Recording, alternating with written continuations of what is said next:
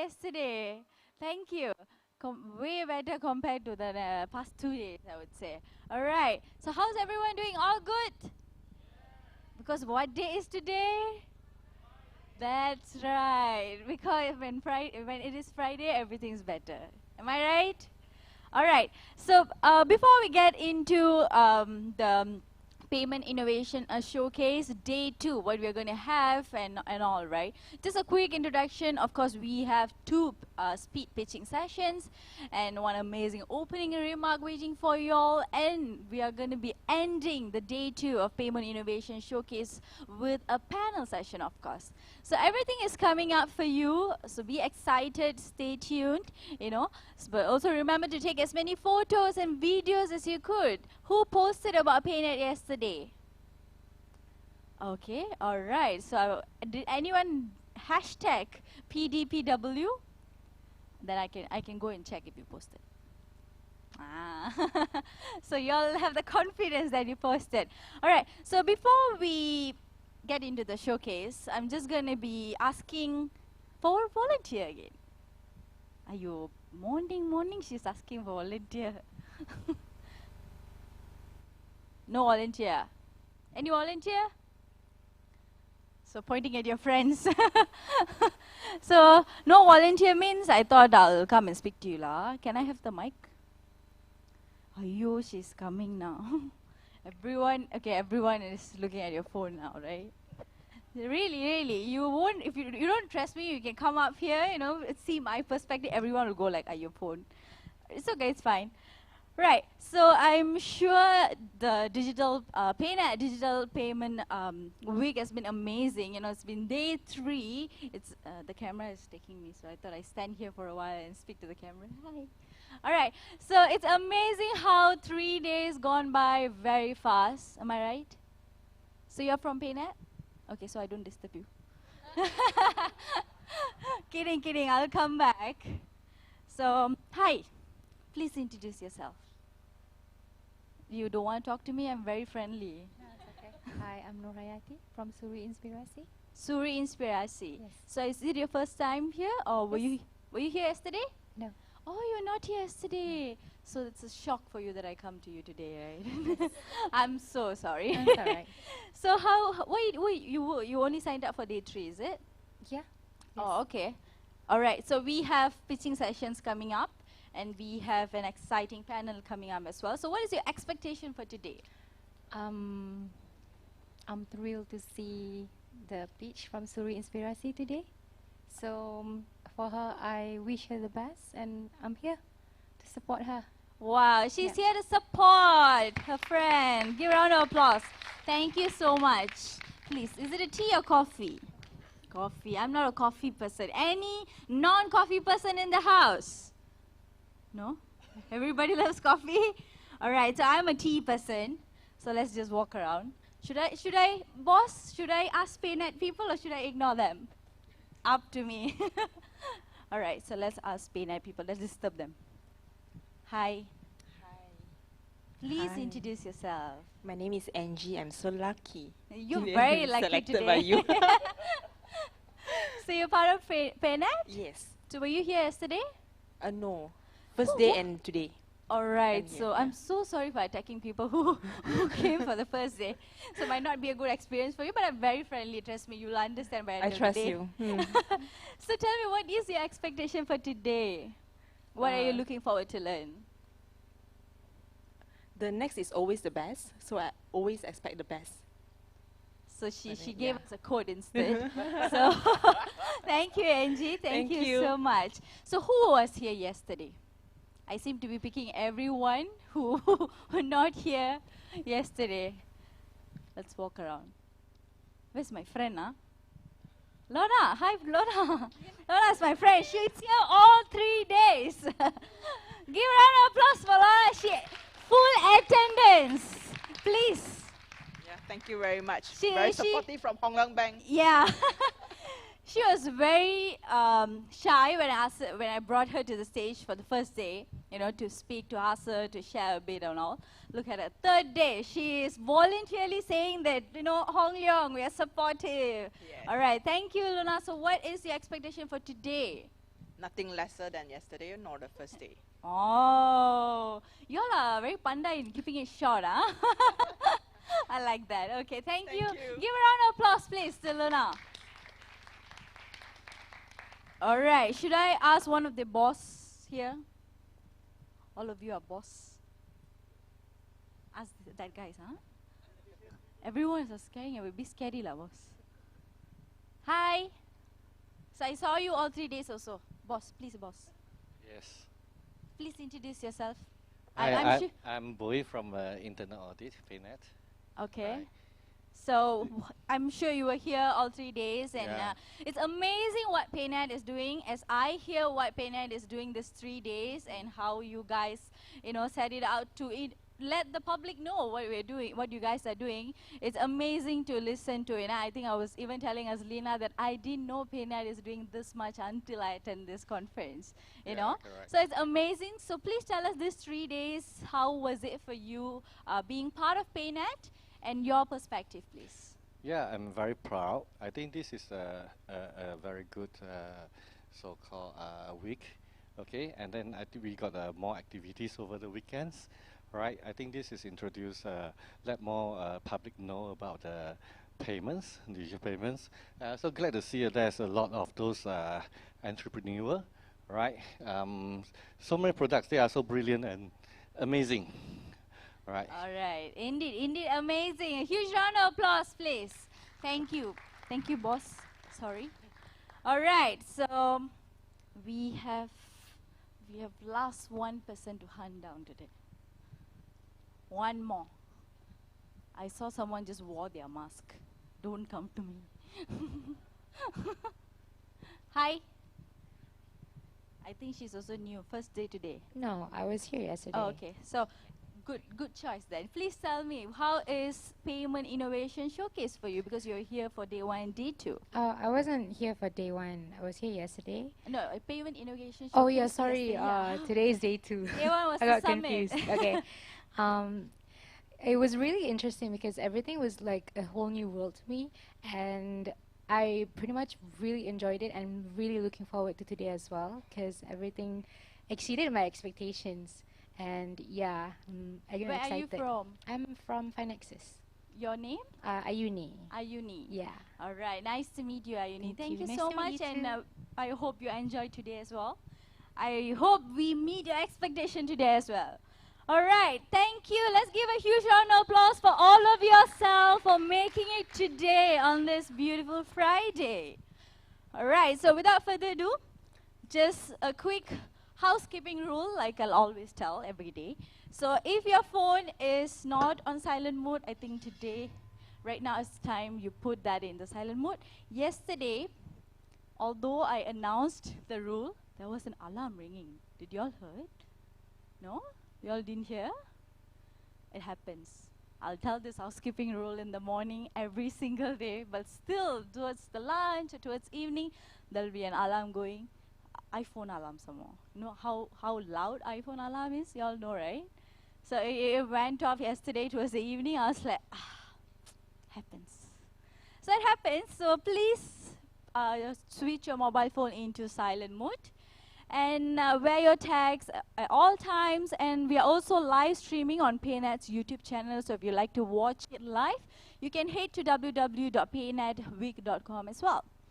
And the Wi-Fi address, I'm sure you have connected to it yesterday. If you haven't, it is public Wi-Fi, and the password is LAB12345. Lab12345.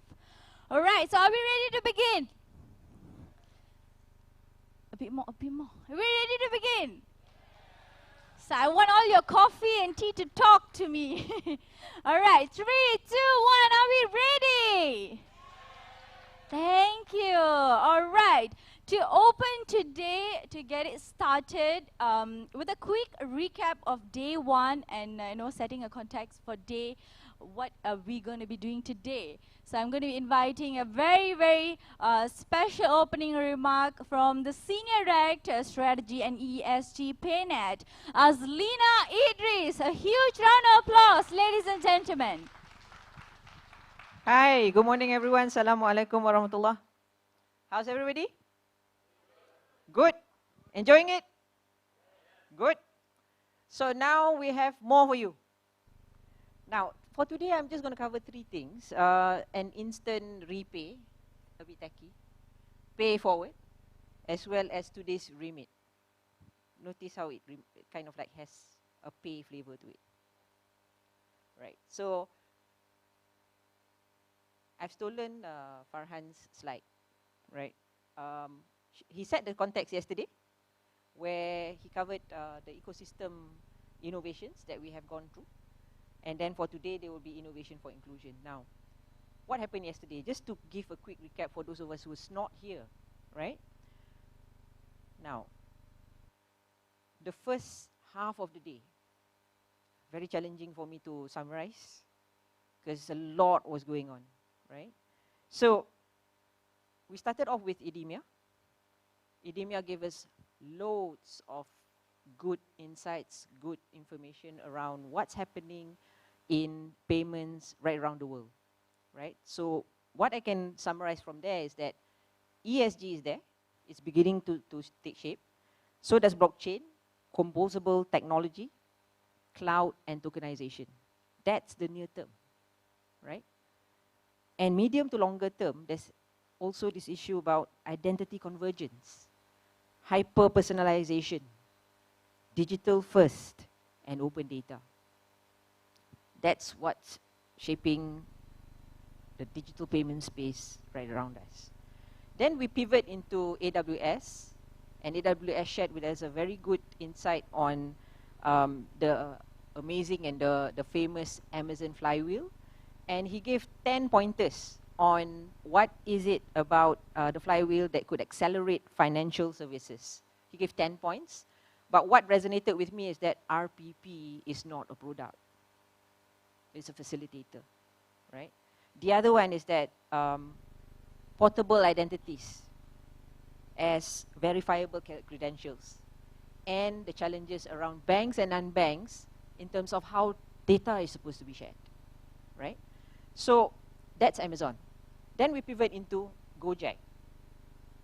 Gojek actually went a step closer into the realm of the unknown, in this country at least, and started to speak about metaverse. And they went into the conversation around fiat versus crypto in payments in metaverse. So if you missed that conversation, please go back, listen to it. There's also the issue of deprecation of wallets. Now I'm going to go a little bit deeper on what we mean by deprecation, because not all wallets are going to be deprecated, right? Next is actually the point on, Sharu is here, yeah, NFTs and blockchain and the three use cases around that, right?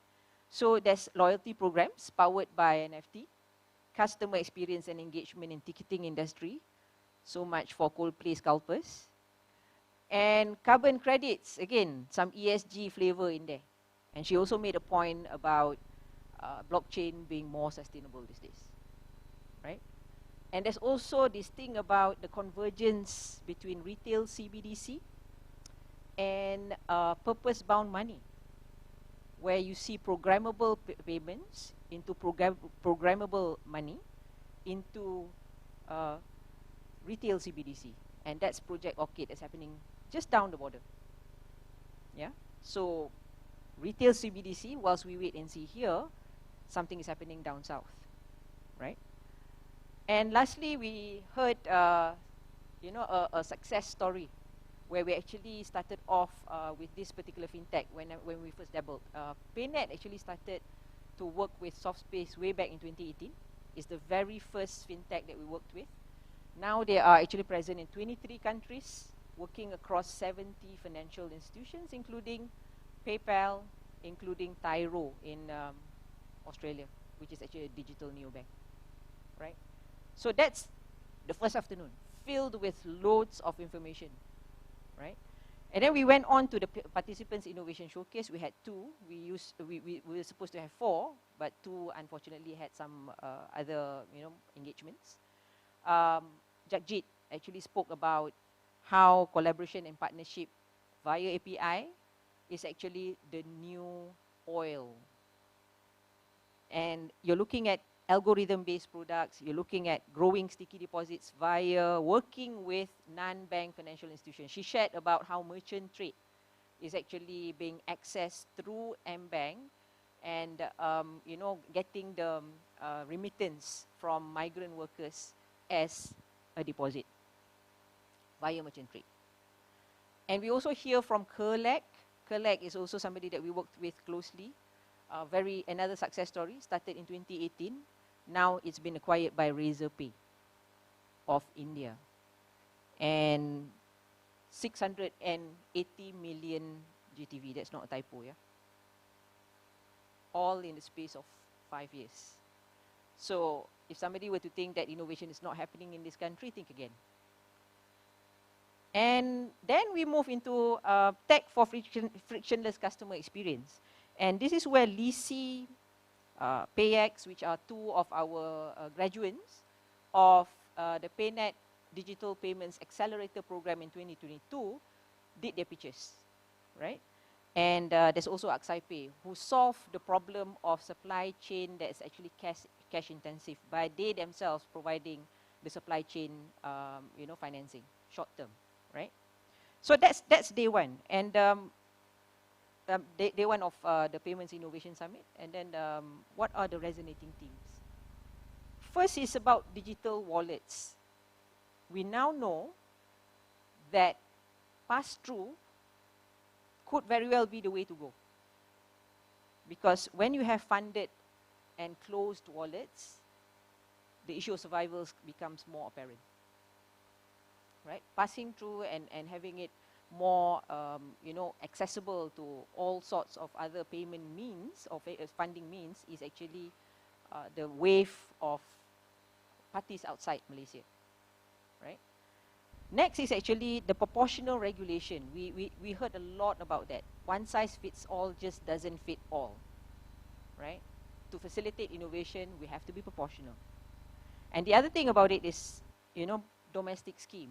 Yes, we need tax sovereignty, we need data sovereignty, and we actually need least cost, not free, for inclusion, right? So the emerging themes that we need to consider as a community is CBDCs, cryptos, blockchain, and the conversation just started yesterday, right? And lastly, ESG and sustainability. We hope to get that in this particular session as a key takeaway. Now, so we have since taken that step and we're now shifting gears, right? And we're looking into how ESG resonated with PayNet. Now, ESG has always been a strategic consideration and part of PayNet strategy 2023-2027. And we soon noticed, as soon as we embarked on it in October, that handprint is more important than footprint. Whilst we checked around and checked our own footprint, that means what we consume, you know, that harms the environment, we find that as an operation, our carbon footprint is actually quite minuscule. But it's the handprint, that means how our products affect others and affect our supply chain and influence a sustainable supply chain. That's the key towards getting this to happen. So hence, on the community part, that's why we focused on digital payments for community impact. You will hear from two ladies, the amazing ladies at the end there, who will speak about that, and these are our first two attempts in order to get that to happen, right?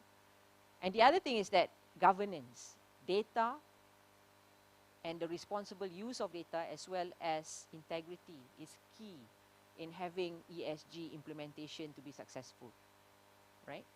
So, hence, today we have for you these three amazing sessions. We're going to start with Tech for Good, 3 pitches by the 2 female entrepreneurs, and a tech for recycling and monetizing recycling, right? So the gentleman over there, another FinTech Accelerator winner, will cover his app called Recycliot, right? And then there's tech for small businesses, problems with small business is that, you know, you have inclusion issues in terms of automation, you have challenges in retaining your customers, you have also challenges in making sure that you can actually claim or actually make payments on time. So all these issues are actually going to be covered by Bees, Chip, Paywatch, and Swipey, right? And by the way, Bees and Chip are also FinTech Accelerator PayNet winners as well, right? And we're going to end up with the most common pain point that we hear everybody say about startups. How do you find funding? Where do you find it, right? So we have an amazing panel. We have VCs and PEs, both public, MEFCAP, and private, MVCA. We have Business Angel, the Malaysian Business Angel Network, and we also have an accelerator scale up. So that kind of like wraps up what we want to do.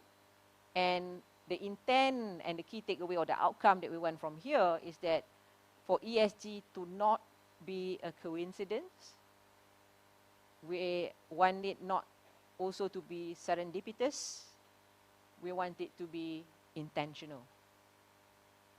Enjoy today. Thank you very much. All right. How do we not take a photo of Azlina, please?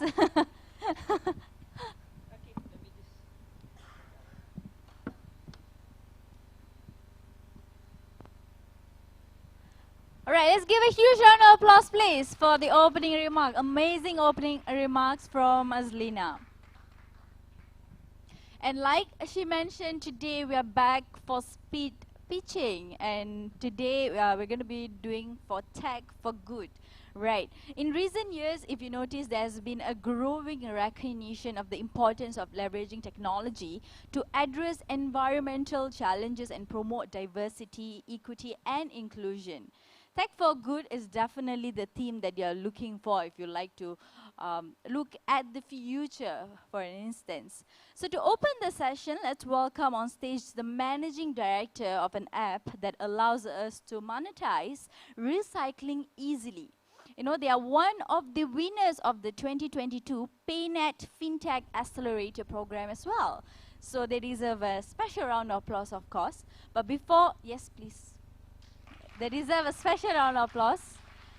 But before we have them on stage, let's watch an opening video of their company. Every day, collectors tirelessly roam the streets searching for recyclable items. But their efforts are often in vain, wasting time and money without any guarantee of finding items to collect. And for working households, it's a missed opportunity, unable to send their recyclables during office hours.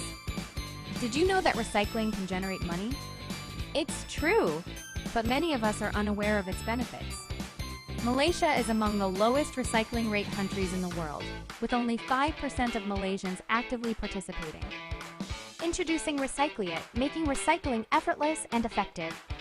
With Recycliate apps, you can easily make appointments with collectors to pick up your recyclable items. It's easier and more convenient to have your recyclable items collected right from your home.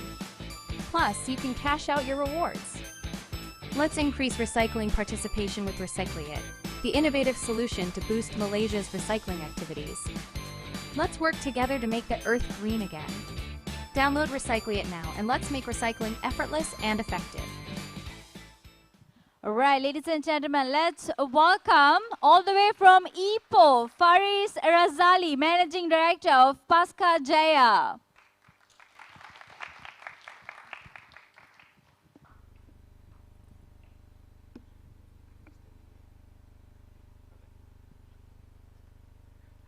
Hi everyone, very good morning ladies and gentlemen.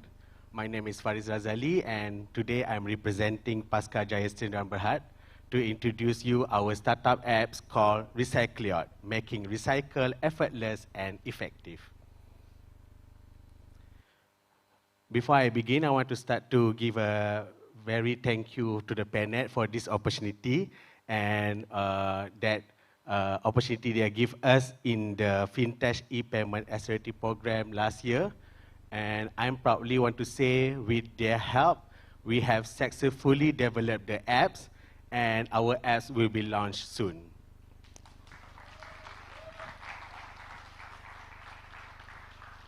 Little bit about our company. we started in 2018. And our company, Pasca Jaya Sdn Bhd, is a SI company where we comprising young talent from across Malaysia.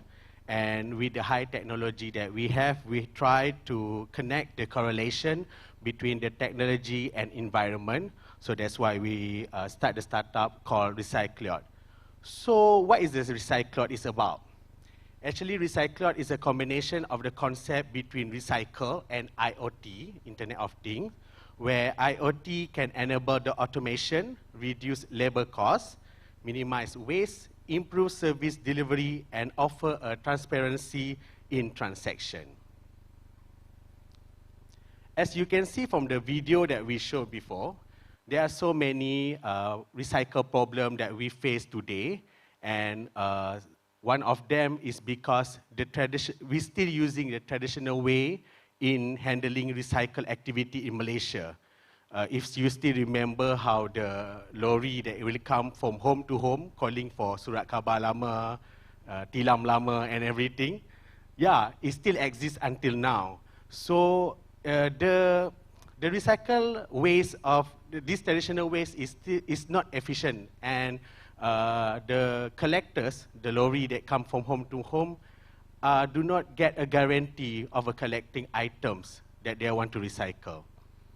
And second, it's also difficult to us as a working household to find the right timing to ask for the collector to come at our house to take out and pick up our recycled items.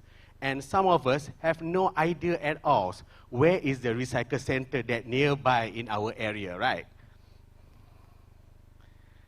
And third, you can see right now, there is no campaign of awareness about recycle activities among our young generation. Government likes, before this, there is some encouragement, but right now we see that there is no initiative that come by government to encourage more youngsters to join recycle activities.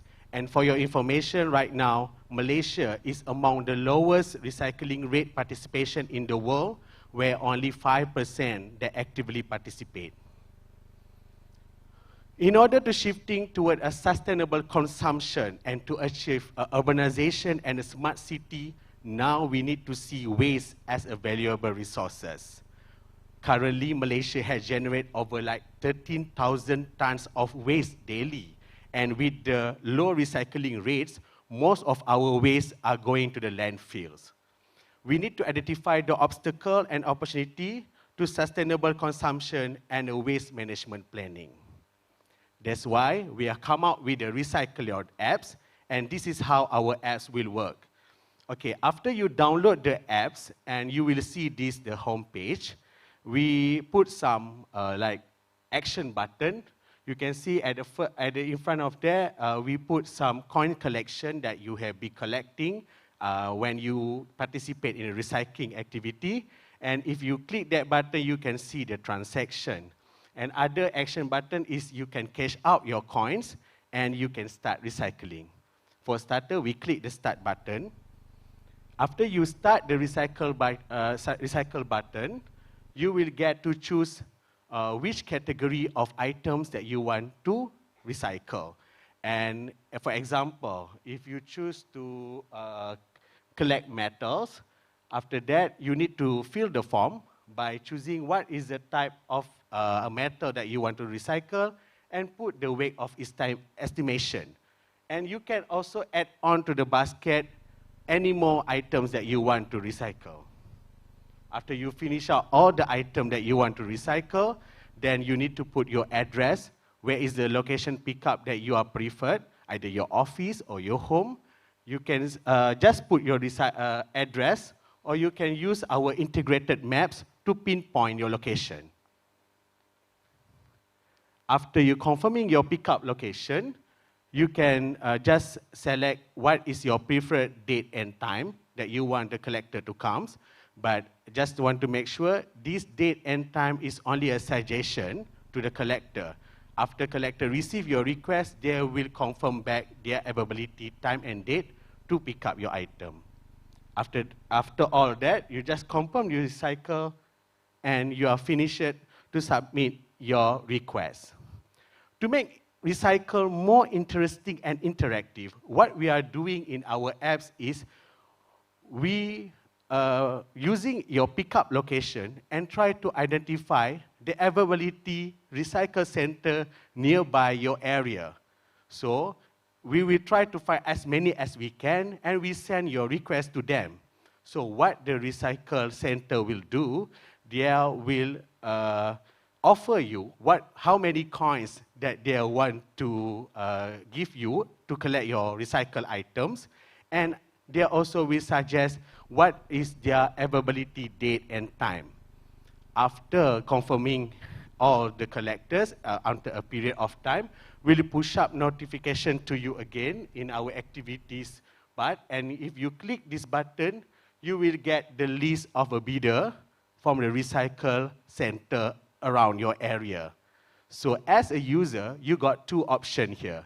It's either you want to choose the highest bidder of coins, or you want to choose the date and time that available, the date and time that available to your,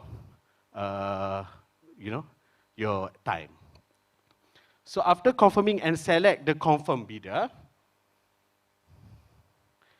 you can just click a confirm bidder and you just wait for your appointment time to come.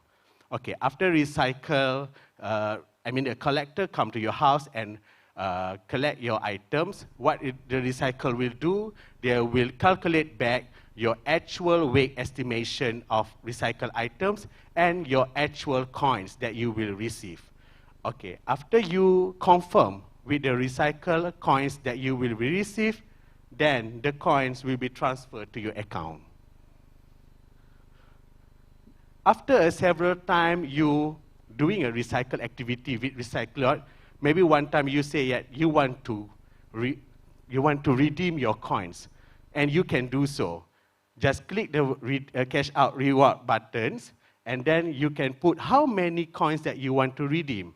And by using latest technology of payment, like Do It Now or FPX, you just can confirm your account number, and after you click your confirm button, voila, you get the cash in your bank accounts.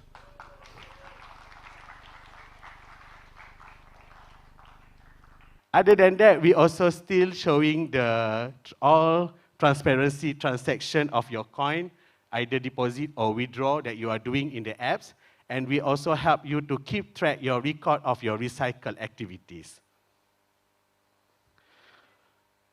Thus, by using our solution, we not only bring the benefit to the recycle, but we also bring the benefit to all parties. Like the public, you get a convenient and effortless recycling apps where you can schedule your collection appointment through the mobile apps, saving time and effort, and you are no longer have to worry to find the nearest collection center or missing out the recycling activities. And for the recycle industry player like a collector, this will improve their efficiency and productivity. They can optimize their roads base and schedule appointment, increase efficiency collection, and minimizing the unnecessary trips. This will lead to the cost saving, increase productivity, and improve overall operational efficiency. As for government itself, obviously, we will help and boosting them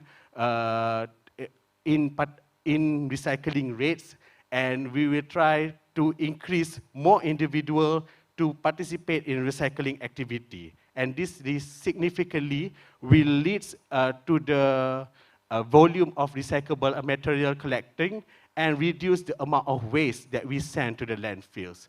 As a result, government can achieve their environmental sustainable goals and reduce the strain on the waste management system. So what are we looking for today?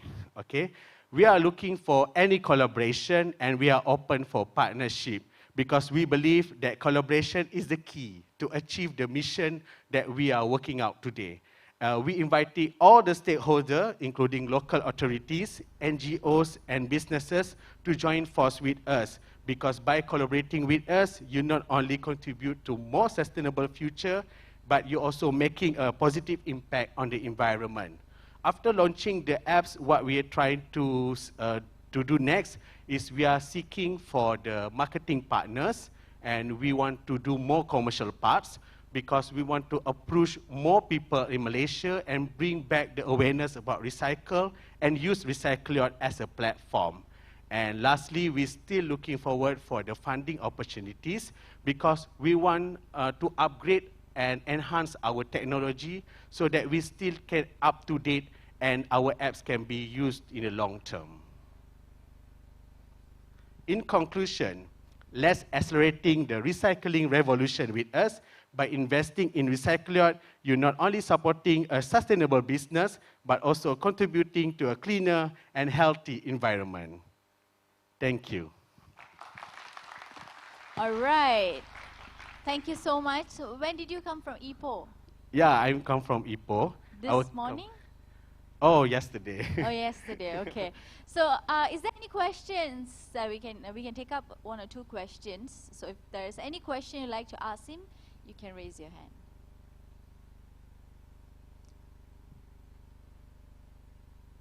No question? I think they understood fully. Yeah, understood. Faris. You did a good job. Let's take a photo, Faris. Okay. Oh, there's one question. All right. Sorry, Faris. Yeah. Really not not a question, Faris. I'm so proud to see you standing up there today because I was there when you presented this during our accelerator program. So you have come a long, long way. I just want to say congratulations and very, very proud of you and to wish that you continue to do this. But I do have I do have one suggestion. I was really excited when you say voila just now, right? Voila, you know? Yeah. Voila, all the coins are there, comes into my account. Maybe a suggestion would be also have the opportunity for that voila coins to be channeled to charity or those recycling champions out there. That's all. Thank you. All right, Thank you. another Very good suggestion. Yes, Faris, would you like to say anything? No, it's a very good suggestion. I will take a consideration because a part of our business purpose, we also want to contribute with more NGOs.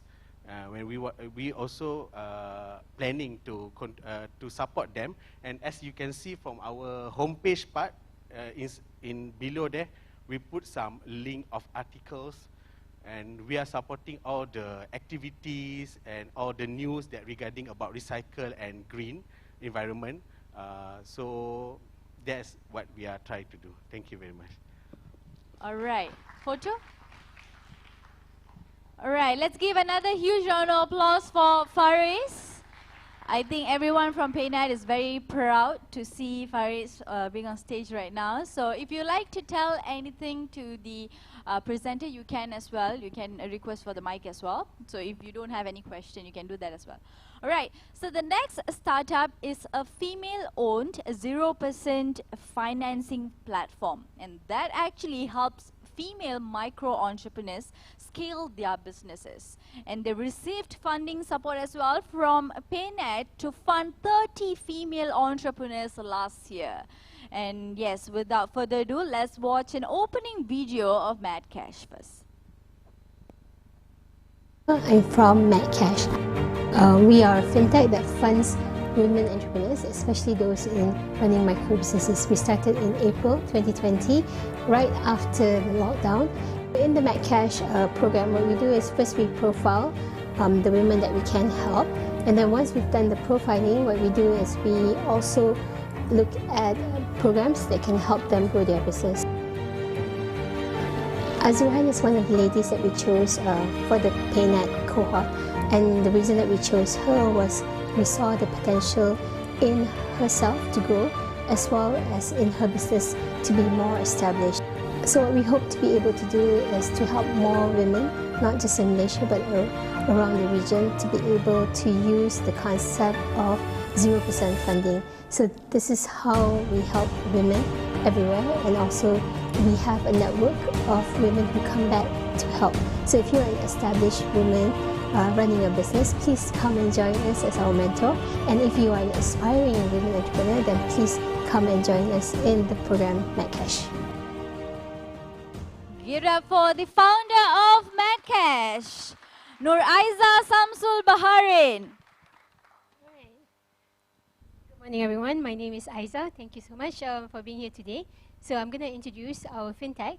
It's called MAD cash, which is multiply, assist, donate, cash. Nothing to do with MAD. Okay, so what we do is we drive financial inclusivity through microfunding and data analytics. The goal is to reach 1 million lives by 2025. So our story began in April 2020. So if you remember, our lockdown happened on May 18. So right away, we found that there were communities near us who were having problems, because most people didn't know that they live hand to mouth until the government says you cannot do business. Then you've used up everything, you've used up your savings, so even when the government says you can, you don't have money to roll. Right? So what we did was we just asked our friends, please give me some money, and then we gave it to 3 women, and then we saw the very next month they did really well. They made like 70,000. We were very excited. This is great. You give them 3,000, they make 17,000, right? So when we came back the next month, we saw that, oh, what happened to your money? Oh, one person, I gave it all away because it was like a gift. You know, a gift from God, so I gave it all away. And then we saw another person, oh, we used that for this, we used that for that. So then we saw that there is a need in the people that we work with to just help them with financial acumen. You know, so this is one thing that we saw. And also why we need to bring in mentors from outside, because we had people who told us that when they started doing business, their neighbors felt a little bit jealous. You know, they had comments about, oh, now you're so rich, now you're this, right? So you found that the community themselves don't support each other. So if you bring in a mentor from outside, what it does is it gives women permission to be rich, to do well, to grow a business. So we needed to not only do funding, we did that. So this is how MadCash came to be. So we're not a funder specifically. What we are is you know, like a business builder. So we wanted to build the businesses of women around us, especially those in the micro economy. So we also found a gap, because when I first started, I thought that I'm a competitor to the bank. And then when I go to the bank is laughing at me. Like, who wants to fund your 2,000 ringgit people? You know, they are looking at 20,000, 200,000, right? So then we had one bank who said, okay, what I can do is I can give you CSR money. So you go ahead and work with your committee, and then when they grow up, give them back to us. So this is how we found a unique space in the banking institution where we look at funding micro women entrepreneurs. So as a result, if they have any NPL, it doesn't hit the bank. It comes to us, but we are not a bank, right? So it's a win-win situation. And then once they have grown, we are creating bankable women. So then you can go back to the bank. Also, some of the banks we work with, they require that the ladies open a bank account. So that is the first seed of getting people to know the bank and to use the bank services. And the whole idea is to support financial inclusivity. So we are also lucky that we work with some of the organizations to do the same. So we build everything using a platform, because we understand that when you work with 3, you can do it manually. When we want to work with 3,000, 30,000, we need something that supports us. So we built a technology platform. So the first thing we did was to profile, because you need to profile correctly the kind of people that you want. I was lucky in the beginning that I had help from this lady. She worked for the Indian microfinancing, so she taught me how India would evaluate someone. So I followed some of their concepts, and then we built, with the US Embassy, we got access to an online academy specifically for women. So we put that as well, and then we give them a business plan, and with the business plan, you get mentors and support. So the challenge you see is that this online academy is in English, right? So when we go to Sabah, we go to Sarawak, can people speak English? And they had some trouble, but what we found was that after a year, all of a sudden they are able to converse. They had this confidence, you know, to converse a little bit because of the fact that the academy is delivered in English. So another thing that we look at also is tracking everything. Without data, you cannot show your donors that you are doing impact, right? So we track data. In the beginning, very simple. You come in, this is your baseline, this is how much your business have grown. Now that we are in our 3rd year, we look at other things. Are you happy? The happiness index, right? Has your business grown in terms of yourself? Did you start as a housewife and now you have a business? Did you start alone and now you employ people? So we look at more metrics to track so that we can show how effective a small funding can be in growing your business. Okay. So this is a dashboard that you get. Once you come in as our funder, you'll be receiving this dashboard, and it will show you real time what's happening with your people. And then when you are an individual donor, you can also see who your money is helping at any one time. We're looking at transparency. So when people say, okay, I give you a donation, where is that money? So you can actually see who is it helping. And then our end goal is actually to be able to show people that these ladies we are funding, they don't have any credit score. Either that or they're blacklisted because they don't pay their PTPTN loans, for example, right? So we want to show them that these ladies are actually bankable, that they actually should deserve a chance, and our end goal is to create a credit score that's alternate to CITOS Secret.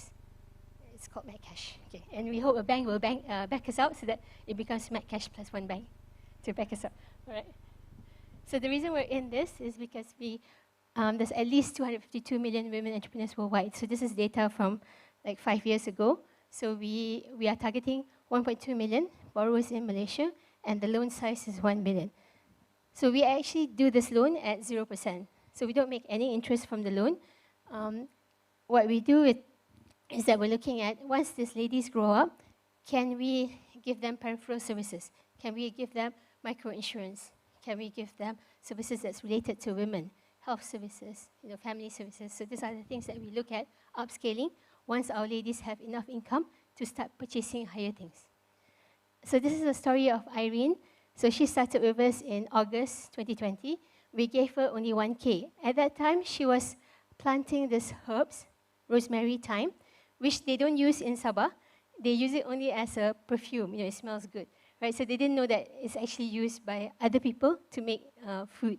So then, when the pandemic happened, they couldn't sell. 10 kilometers you can't sell. So all these plants died. And then we had our state leader in Sabah come in. Okay, let's buy you an oven, and then let's make it into a salt. So the 1,000 ringgit bought this tiny oven, 400 ringgit, and then the rest is used as the bottles, and then with that she started selling. And then she didn't just do her work alone. She looked at her neighbors. Okay, let's everybody plant the same thing. So 12 of them together. And then in 2022, we came back, 32 farmers, right, working together. And then they started selling on Shopee. So this is one way that they grew.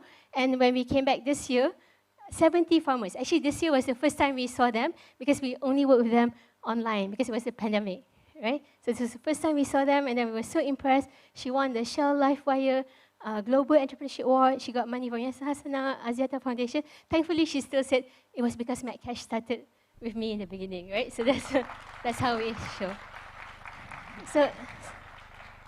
So the idea is that whatever small thing that you can give can really grow a business if you put some focus on that. If your focus is just on giving the loan, it won't help anyone. The focus has to be not just the loan, but also some program that helps them go beyond that, right? So our goal is to help achieve that financial sustainability, and then how do we move them online? So when we started, it was just with 3. We received funding from the US Embassy a few times, and then we have private foundations. We're working with Hong Leong Islamic, and we have PayNet, thank you, coming in. And we're having another bank coming in next month. So when we started, we only had 3K in our bank.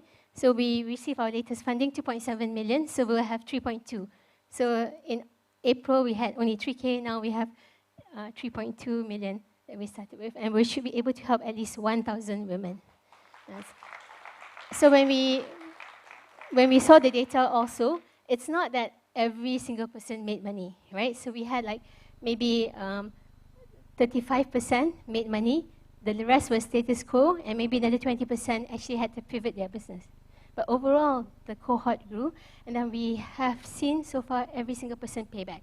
It's not like the Grameen model, it's not 5 people granting, it's just 1-to-1, but it's enough, because what we do, well, especially me, when I come in and I give you money, I will tell you, this is a donation, right? Somebody gave it to you to help you, your job is to pay it back so that it helps somebody else. So I always, and then don't be the one that break the cycle. So this is the thing that I keep telling the women, so they pay it back, right? And also we see that there are cases when somebody has a problem, right? So either somebody had an accident, couldn't work for 2 months and things like that. Because we're not a bank, we just say, it's okay, take a payment holiday, pay it back. Pay it back when you can. So these are the things that we keep doing on a case-to-case basis when something happens. So this is how we maintain our 0% NPL. And let's see. So this is me, Aiza. I've got my first angel investor. His name is Dr. Nikolai. And then we've received funding from Scale Up and Quest. And recently, we just signed with another VC, so that's for our second round of funding. So we also go, in order to do business in Malaysia, you have to go out of Malaysia, win some awards, and then only the Malaysians will look at you. Right, so this is what we do. So we go out, we win awards, and then like, oh, you won in Spain, you won here, you won there. I'm like, okay, thank you. So then we come back and we show them this. So what we're working on now, what we see our challenges are, and hopefully we can work with PayNet on this, is that this financial inclusivity, right? When we first started our idea, we thought it would be great if people pay us every month, every week. Every week pay us so that it's a very small amount. And then they tell us, it's very difficult. We have to go to the bank. I'm like, why do you have to go to the bank? You don't use Maybank to you and all that? No, they don't. Right? They don't know how to use mobile banking, so it's still physical payment going in. And then we had people like, we talked to a few of the big payment wallets. They all say, you are too small. We are not interested to work with you. So hopefully we're not too small for PayNet. Okay, then what we can do is that what we are looking at also is a way for us to maintain the 0% is because we say to our donors, you give us 1,000, it will remain as 1,000, hopefully for the next 10 years. Right? So then when people pay back, you cannot have a transaction fee when they pay back because then it would deplete the amount. So like if you pay back 100 and I get charged 1 ringgit, that's 99 coming back. Then the next round is 98 coming back. So we're looking for ways where we can maintain the entire amount. Okay, so another thing we're also looking at in our 4th year is we're looking at working with people with disability. If you know any ladies who are running a business but they have some kind of challenges, physical or otherwise, we would love to work with them to see how we can grow. Recently, I talked to a group of artists, and they are autistic artists. Whenever they do business, somebody is scamming them, right? So we want to be able to bring them on board as a collective and then see if we can help them build better businesses that way. And the other thing we're looking at is scaling up to ASEAN. Even though I talked to Mr. Farhan just now, he said that, are you sure? So I'll talk to him more to find out if I'm sure. so thank you about that. All right, so this is me, and from our own data, we know that one woman impacts 5 lives. But as we've seen with the case of Irene, one woman impacted 350 lives. Right, so we are looking for this kind of stories. The goal is to increase our fund size to 5 million, and we are looking for partners in ASEAN countries. And if you're a woman in this room, please come on board and be our mentors. Thank you very much. That's me. Wow. Let's take a photo, Haiza. We'll take a photo in the middle, just a bit to the front. All right, let's give another huge round of applause for the founder of MadCash, Nuraiza Samsul Baharuddin. Thank you so much.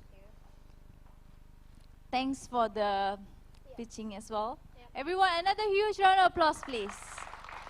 Thank you very much. So is there any questions for Nuraiza? Anyone wants to ask anything or say anything? Oh, okay. Amazing presentation and great progress. It's a great story, very inspiring story. What are you looking for today from here? Are you looking for institutional investors? Are you looking for people to contribute? What exactly would you ask this audience today? Okay, so I would say that I found that when you go to an individual and you ask them for money, and you go to an organization and ask them for money, it's the same amount of work. So I would go to organizations and ask them to fund more women, because right now we are in 8 states in Malaysia. We want to extend to all the states in Malaysia. So we're looking for a few things. So usually when we get funding not just to give out the loan, but also to run the program. And then we invite people in those states to become our state leaders so that they can work with their own people. Because sometimes you need to speak the language. Like I don't speak Kelantanese and I don't speak Sabahan, so I need to find somebody who does.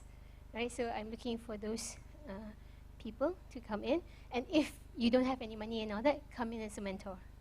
You know, or a partner who can support us in achieving greater digital financial inclusivity. So it could be if you have a platform that could support us, or if you have training programs that could teach our people more on financial acumen.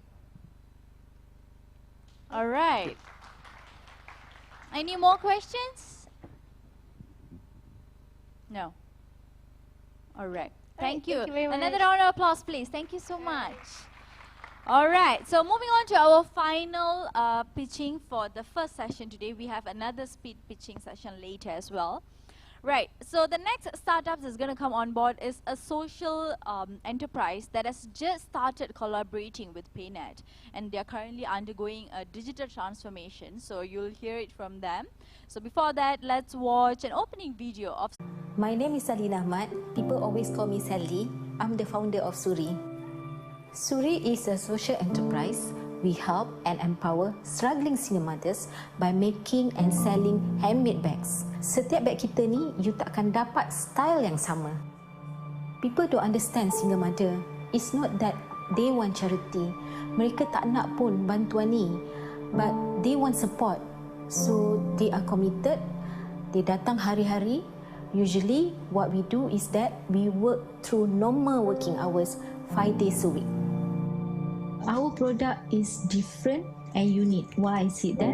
Our product made up from upcycling jeans and then handcrafted dan dijahit oleh ibu-ibu tunggal.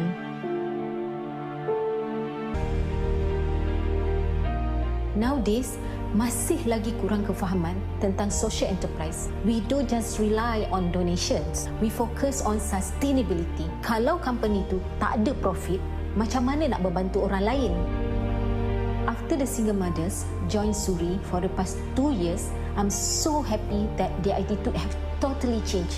Now, they already have skill and they make extra income to support their family. You can do your part as a Malaysian by supporting social enterprises like Suri.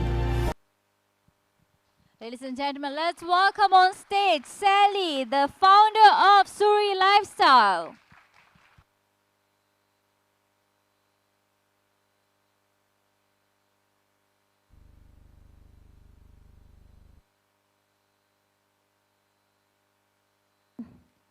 When your husband pass away, leave you with 3 small children.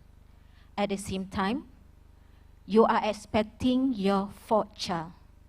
You got no job, no income, and no support. This is the reality story happened in my community in Klang. Puan Siti is our young single mother. Her story really inspired me and give me motivation and courage to help other struggling single mother in my community. Hi everyone. My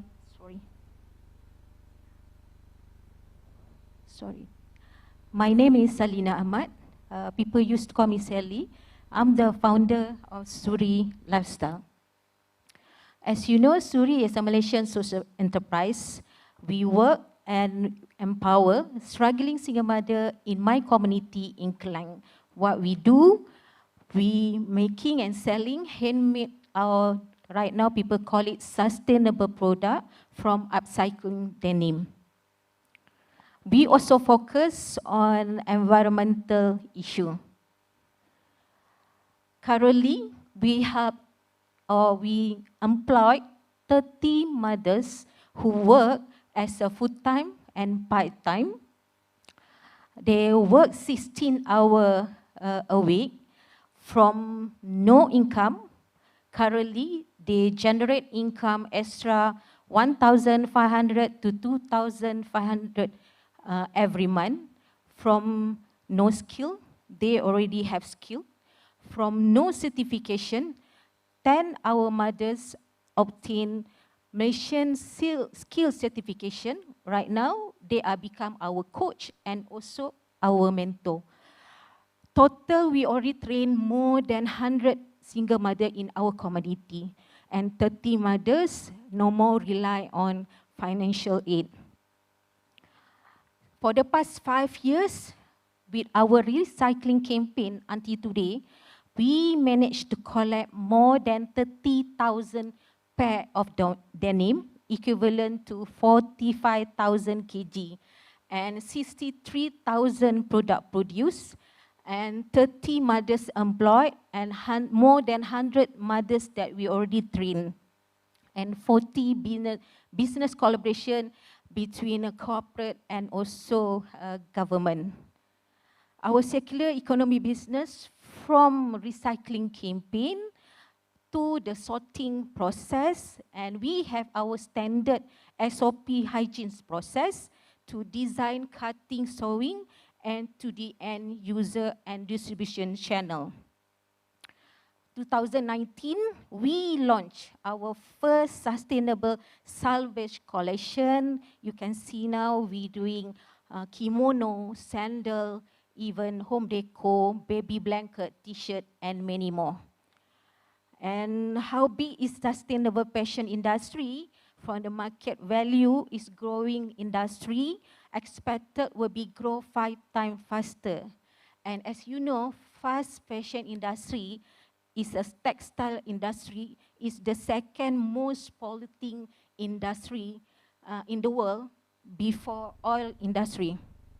And as you know also, women under 35 is the purchasing power for fast fashion industry. And also, for your information, to make or to produce one pair of denim, it takes about 2,000 gallons of water, equivalent to 7,500 liters of water. And 2020, 40% fast fashion industry sale has been dropped. And sustainable fashion demographic, men between age 25 to 34 most likely like sustainable brand. And young Z right now, they are willing to spend more on sustainable fashion because most of them are environmental conscious. And in US, 55%, their consumer interested to buy sustainable product. Until now, I can see that a lot of customers still don't know where to buy sustainable products. So it's really a big target market to penetrate. This is our few list. For the past 5 years, we have few international clients. Uniqlo is our first international client collaborate with us since 2017. And last year, we managed to secure project with Uniqlo, US and Canada. Total product produced for the past 6 years, almost more than 35,000. And sales value is about 530,000 from Uniqlo alone. And thank you. And Levi's has been donated to us 3,000 pair of denim, discarded, you know, it's a new brand, and the value is about almost 500,000 because their policy, if their jeans is discarded, they cannot sell, and then they cannot dump, and then they also don't know what to do. So at the end, they pass it to us.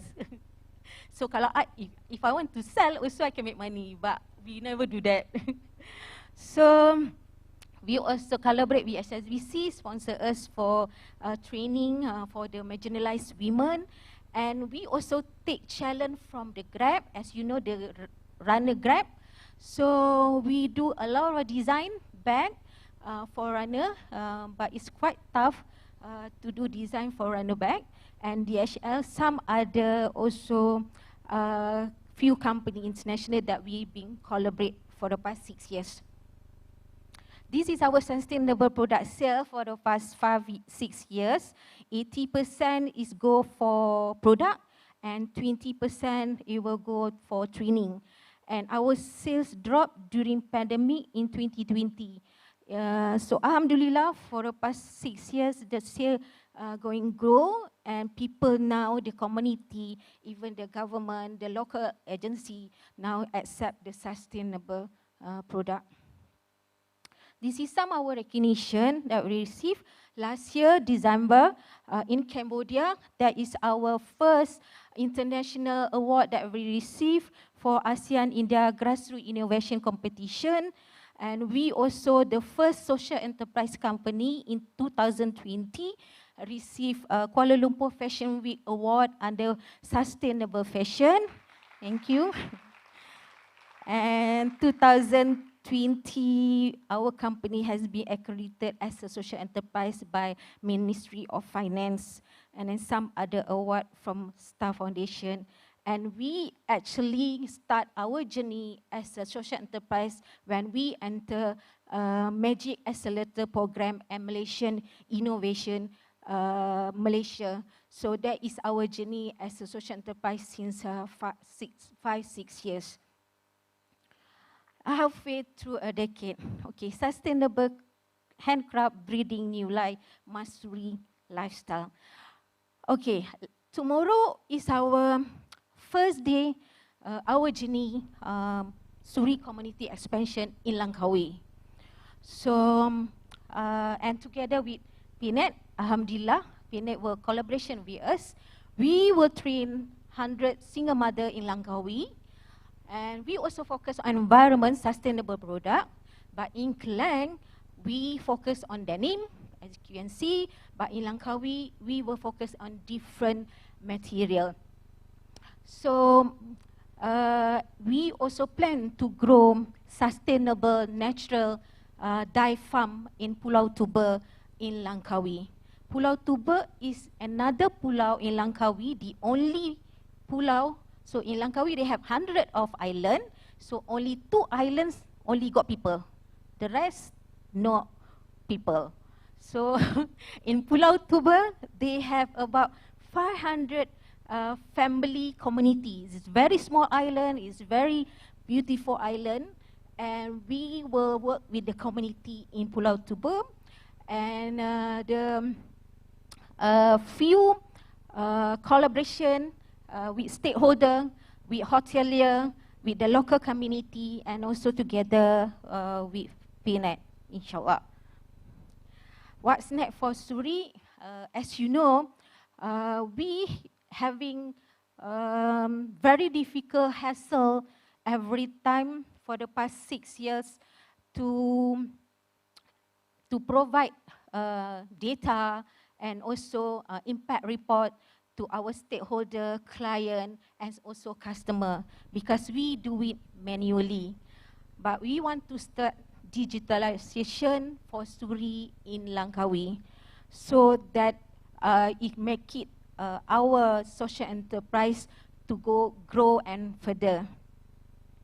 Suri Apps Technology Intervention is a business model framework not only for to be replicated locally but internationally, for sewing skill training model, and also for seamstress that we want them to become our entrepreneur as well. So this app is not only for the company as well, for easier our work, and also for the seamstress and entrepreneur. This is our core intervention. Basically, if you're asking me where did I get all the cost, okay, to be honest, this is the cost that I get from the tech developer who code to us. So I'm not a tech person, and I'm not too sure how much is the price to develop any technology for your company. So this is the amount that that person code to me.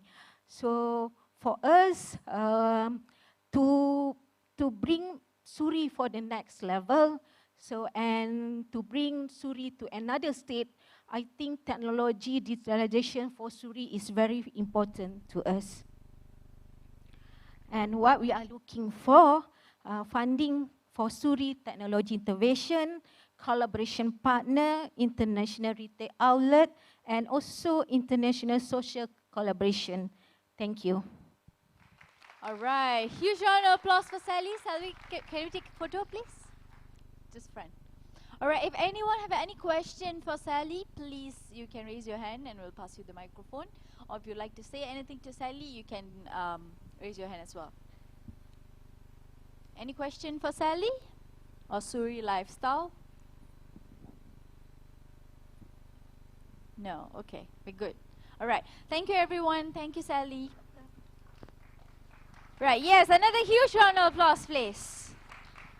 All right, so next up, we are going to be looking at showcases of fintech startups and how tech can solve problems for small businesses in that sense. But before that, let's go for a short coffee break. And when we come back, we'll look at that showcase and a panel session as well. So to come back to the auditorium by 11 a.m. if possible. So can we come back by 11 a.m.? Can? Y'all promise to come back by 11 a.m. So I'll see y'all at 11 a.m. Please enjoy your coffee, tea, or breakfast. So thank you everyone. Please enjoy.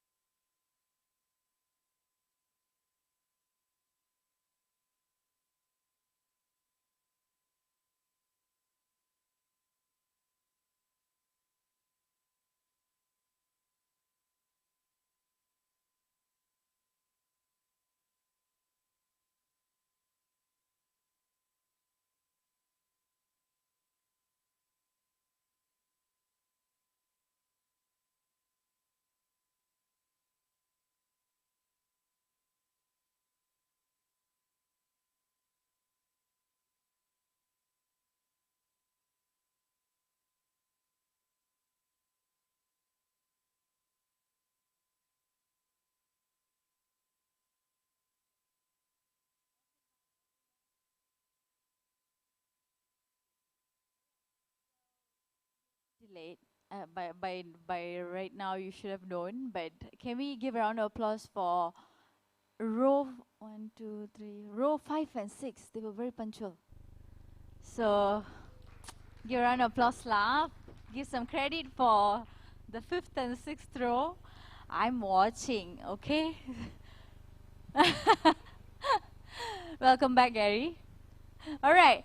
So, like I mentioned, right now it's going to be another second speed pitching session, and it's going to be the final one for our showcase today and for this entire 2 days. So, it's going to be the final session, but it's for tech for small businesses. Like I mentioned, fintech startups, especially, who use tech to solve problems faced by small businesses.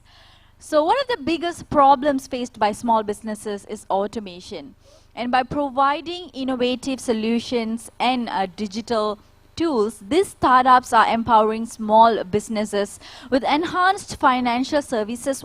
Another one is, of course, operational efficiency. Right, without further ado, let's hear from the startups what they think and what they want to share with us and all. So are we ready? Perfect. So to begin with, let's invite Zakwan, the operation lead of Chip, and let's watch an opening video first about Chip. Introducing Chip, a Malaysian fintech company established in March 2022 that specializes in developing payment and business solutions for micro, small, and medium enterprises. Chip offers a range of solutions, including Chip Collect and Chip Control. Exciting upcoming products like Chip Coin and Chip Cosec Plus are on the horizon. Supported by a small team of 9 professionals coming from diverse backgrounds, Chip is committed to providing innovative and accessible financial and business services. Zakwan Sharif is the co-founder and operations lead of Chip. He has amassed over a decade of experience in the financial technology, e-commerce, and software-as-a-service industries. Despite being operational for less than a year, Chip has obtained PCI DSS Level 1 certification, received multiple industry recognitions, and processed over 100 million ringgit via its solutions. Zakwan is convinced that Chip can assist in providing the MSME and underserved communities with more accessible and cost-effective financial and business services.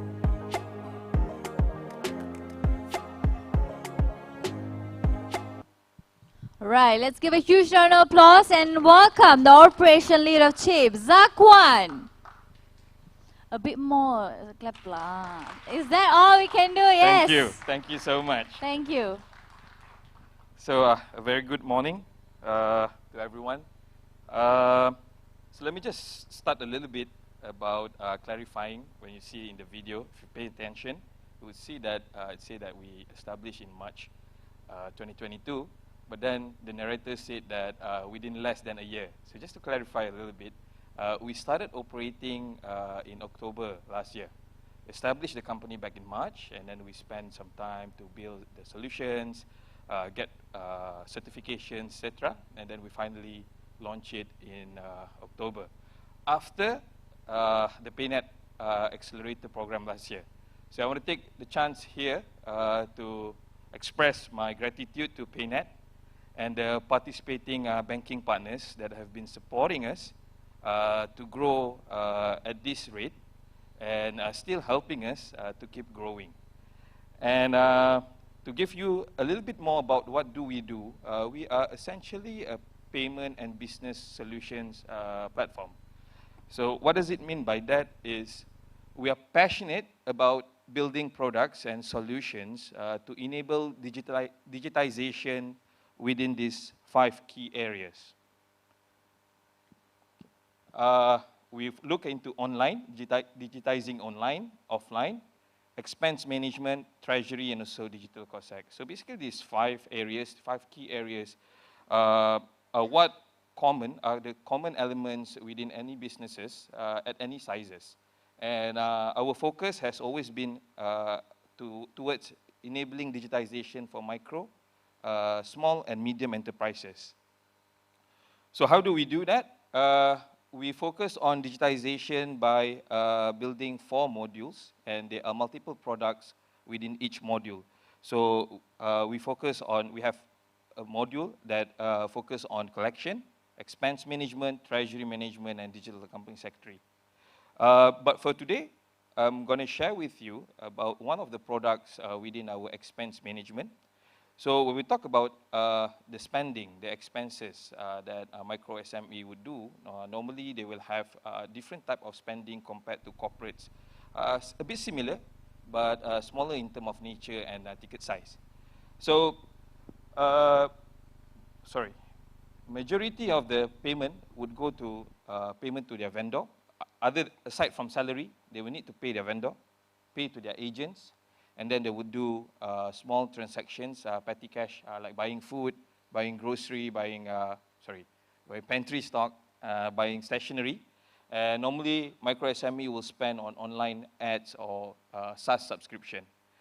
So to digitize, we digitize these two behavior by introducing what we call a cheap expense solution.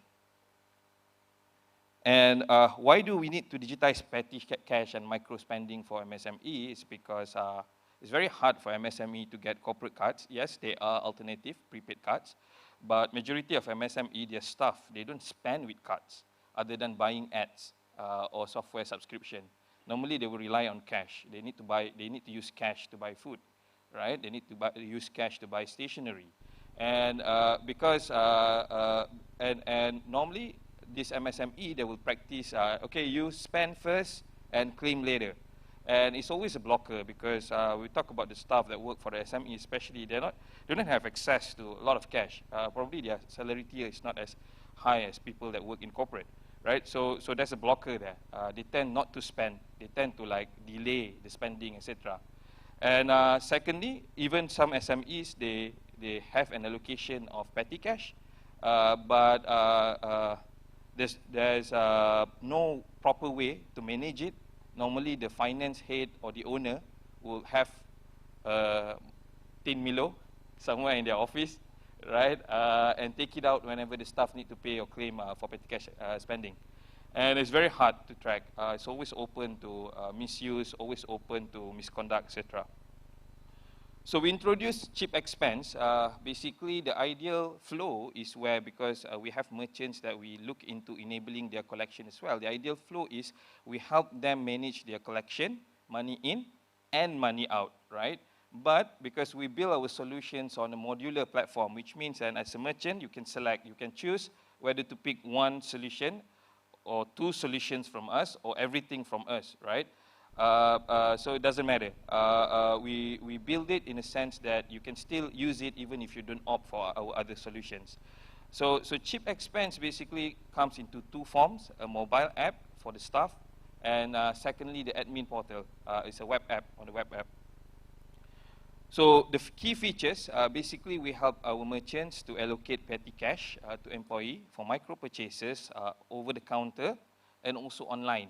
So for over-the-counter purchases, we rely on Do It Now QR. And then for online or SaaS subscription, we ride on virtual prepaid card technology. And then you can assign approval rules. An admin can assign approval rules for each of the employee based on category of spending. And you can set and allocate the limit for every employee based on categories. And then you can connect it with accounting software to record expenses in ledger. So basically, if you're using a single accounting software like Xero, if you choose to use our collection module and expense module, then basically you can have you can track everything within a single app. And lastly, if you are not opting for our collection, module, then you can still use it. If you want to allocate the fund, you can reload the fund using the admin portal. So how does it work for employees? From the employee's perspective, we keep the app very, very simple because the key focus here is to make the employee's life easier, not harder. So it's a very simple looking UI and UX. We just keep the key elements within it. As you can see from here, the employee would see their balance, right? Their balance, how much they can spend. And then they can see the categories that the admin have set. For example, let's say because I tend to go and buy food a lot or meet people a lot, So probably the category that I could spend on is probably under F&B, and probably I don't have stationery category within my app, right? So and then you can see the recent transactions and whether it has been approved, the status of it, whether I have yet to submit the receipt to the admin, etc. And I'm not sure how to play the video using this clicker. Let me give it a try. So before that, right now at our first release, we covered two scenarios. The first scenario is payment over the counter without preset amount, which means that they just go to the shop and then the shop said that, hey, the price is RM2.50. They key into their scan and they have to key in their app. And the second scenario would be, it's a preset amount. Probably the merchant, the vendor have a POS system where they can generate the value. So employee just need to scan and then authorize the payment. So let's give it a try.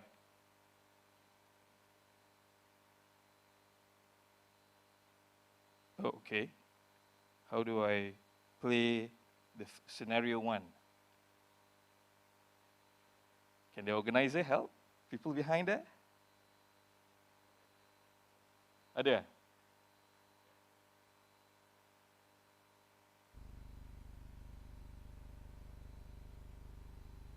Can I get extra 5 minutes to speak?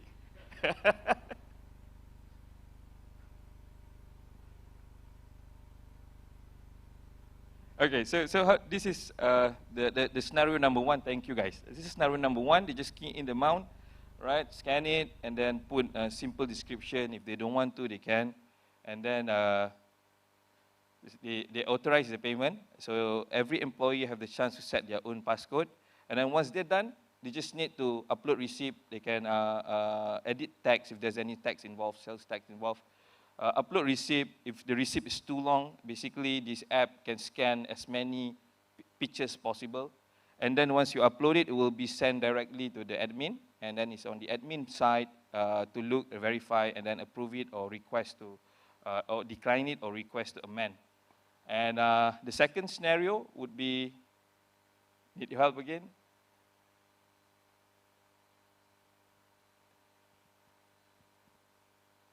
This is similar, very similar. It's just that the amount has been preset by the vendor. So they just need to authorize the payment and repeat the same flow like the first scenario. So over the next release, what we plan to enhance would be to add the features for two more scenarios. That is, the third scenario would be payment over the counter, in which this app will be the one that generate the QR for the vendor to scan. So for example, certain vendors like Starbucks, they don't generate their own QR. They want to scan your QR, right? So we're working towards releasing the scenario number 3. And then after that, we'll look into scenario number 4, where we enable online purchases by generating a virtual debit card number, prepaid card number, sorry. And the second component of our expense app is for the admin, for the employer. So basically, the admin, as an admin, you can approve, request to amend or decline petty cash spend using the portal. So you can review. So if you feel like, okay, this one, good enough, everything's fine, just approve it, and then instantly the employee would see it in their app. If you want them to, probably the receipt is not clear, right, or the receipt is blurry, you can just reject it and put a note so that they know what they need to be done, if they need to know whether they need to upload. And then you can decline if they are spending outside of their authorized rules or authorized limit. So you can just decline, and then you can deduct the spending from their next salary cycle. And then as an admin, you can add new categories, new accounts within for each of the employee. You can set like whether they are allowed to spend for F&B or for specific categories only. And as an admin, you can set approval flow and policy easily from the dashboard. Probably I have higher allocation, so certain categories require 2 more approvers, for example. So you can set that easily via the admin portal. So that's about it. if I want to talk everything about chip, probably one day is not enough. So I hope this one of the many products that we're building is something that is interesting to everyone here. And if you have any intention to collaborate, partners, etc., you can reach me out via LinkedIn, or you can just say hi to me whenever I'm still here. So any questions? I'm opening the question and Q&A session to the floor. Anyone have any questions to ask? MC, help me out here. I think no question. It's either they understand it fully or they don't understand at all. So I hope it's the first. I hope it's the first, Zakwan. We really hope. So if you have any question for Zakwan, maybe you can reach out after the session as well. He'll be around. And with that, thank you so much. Thank you so much. Zakwan, take a photo, please. I'm excited for my T-shirt. All right, thank you so much. Give it up for the operation lead of Chips, Zakwan, everybody. Without further ado, let's invite the CEO of Biz Fintech, Chu Hoi Ming, to the stage, please. But before that, let's watch an opening video, intro video, please.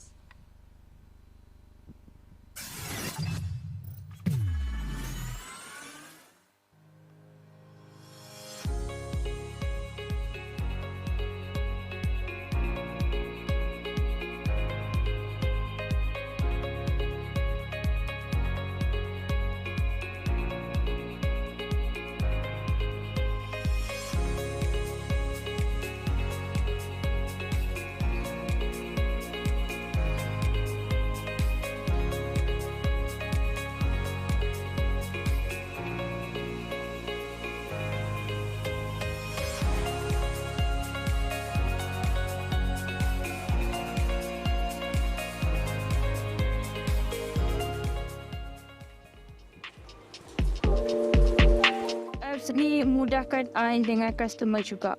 Tak perlu bagi cash atau bagi small change. Ya, bayarlah you scan boleh buat payment terus. Dia sudah bagi suara.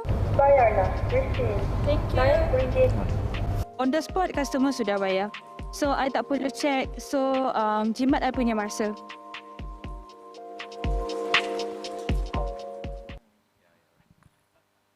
All right, give it up for the CEO of Biz Fintech, Chu Hoi Ming, everybody. Hi, good morning, everyone. So, I'm Chu from Biz Fintech in Jambahat. When the digital payment was introduced in the offline market in Malaysia, everybody will be doing the same thing when after make a payment. Everyone will show the phones and to the merchants and telling them, "Bang, I dah bayar. Uncle, auntie, I've made the payment." But this have left the merchants into a very fragile and open to all type of risk and scam. So Biz Fintech was set up in 2019 with the intention to engage technology to simplify, revolutionize, and also to secure our customer business. So in 2020, we have successfully registered with Bank Negara Malaysia as a merchant acquirer and receiving the MSC status in 2021. So our vision is to become the digital leaders in digitalization business based on e-payment from micro, small, medium enterprise. Okay, so a brief background of what we have done. In 2021, we already roll out our products with IHB and launched our Bayala product in September 2021 and has been successful onboarding more than 5,000 merchants in 2022. And in August 2022, we have been selected as one of the winners for this from PayNet Accelerator programs. So throughout the journey, we have served more than 11,000 merchants and successfully broadcast our voice notifications of more than 3 million times, and with a daily average count of 10,000 and 16,000 of daily transaction value. So during this PayNet Accelerator program, we already have our role model for our first phase is by enhancing the Do It Now QR by introducing our apps and also supporting by the webs. Our apps come with the real-time voice notifications and also displays to our apps for the tracking purpose. And the next model that we have already rolled out with the PayNet is this smart QR. The device that will provide this instant notification on the displays and also this voice notification on the amount. And the next one that we are going to display is currently undergoing this series, is another device from a BScanC. So our target merchant is for all these micro and small medium enterprise. Why we choose that? Because most of the merchants in this segment, they're facing the problem of unable to digitalize the pieces, poor fintech experience, limited access to the technology, lack of data analysis, no beneficiary or gain if they go there, and the most important, the safety and the secure concerns. Ever since that we have rolled out our smart QR, we already noticed this tremendously grow in terms of transaction and also the acceptance. You can see from the transaction count during our first phase of with only Standy and our apps, the average transaction count for 3,000 merchants on the average of 64,000 and a transaction value of this 1.1 million. But with PayNet, we have already identified 1,000 merchants to be on our part of a POC, and in merely just 7 months, the transactions have been grown doubles, and the amount also was doubled. So we can see that with the devices, we are encouraging a lot of micro, small to adopt to a digital payment, and some of to the extent they already now is only accepting Do It Now QR as their mode of payment. At the same merchants also, we can see on the transaction grow from 17 to 135, and from an average of 300 ringgits to 2,000 ringgits on their monthly basis. So this is part of the 1,000 merchants that we have been engaging them with our smart QR with the support from PayNet and RHB.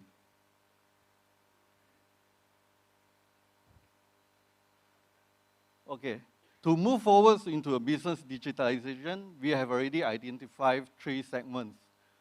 Smart Biz, where it's more focused on helping them to get on board and get digitalized. Biz is to help them to expand and also to further grow their business. And on the Biz services is the services that we will offer to them, to all the business to go into the digitalizations. Currently, this investor, our shareholder, and our partner is the largest service provider in China, and we are intent to bring all the services to Malaysia and to serve the Malaysia markets. So, to end this, the journey to the digitization of the business is a tough way. So we are looking forward for more investment on funding, collaborations, partnerships, sponsorship or grant, and a merchant sign-up, and also a registration as our member. That's the end for my presentation. To end this, I will just show you how the device works.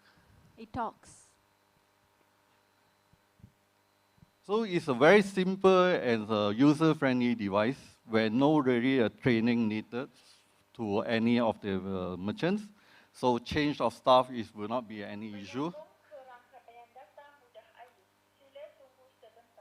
So every step, it will give us this reporting from the start to the transactions and to show the.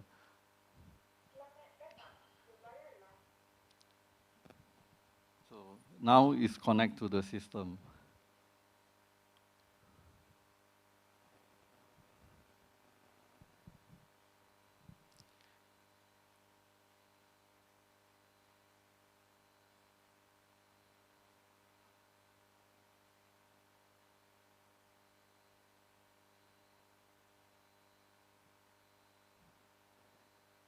So when a payment was made, no longer going to show the merchants.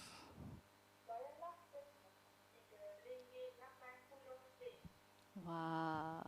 So So high tech. the device also show the transaction details with also the times being there, and the displays can be rotatable to be either to be shown to the payee or the view by the merchants. Okay, that's all for my presentation. Thank you. All right. Thank you so much, Chu Hoi Meng. And can we take a photo, please, in the middle? You can take with your QR code. All right. All right. Thank you so much. Another huge round of applause, please, for Biz FinTech. Now, ladies and gentlemen, without further ado, I would like to invite the representative from PayWatch. So before that, let's watch an intro video, please. Sebab tak pernah pun ada macam ni. Itulah I love PayWatch.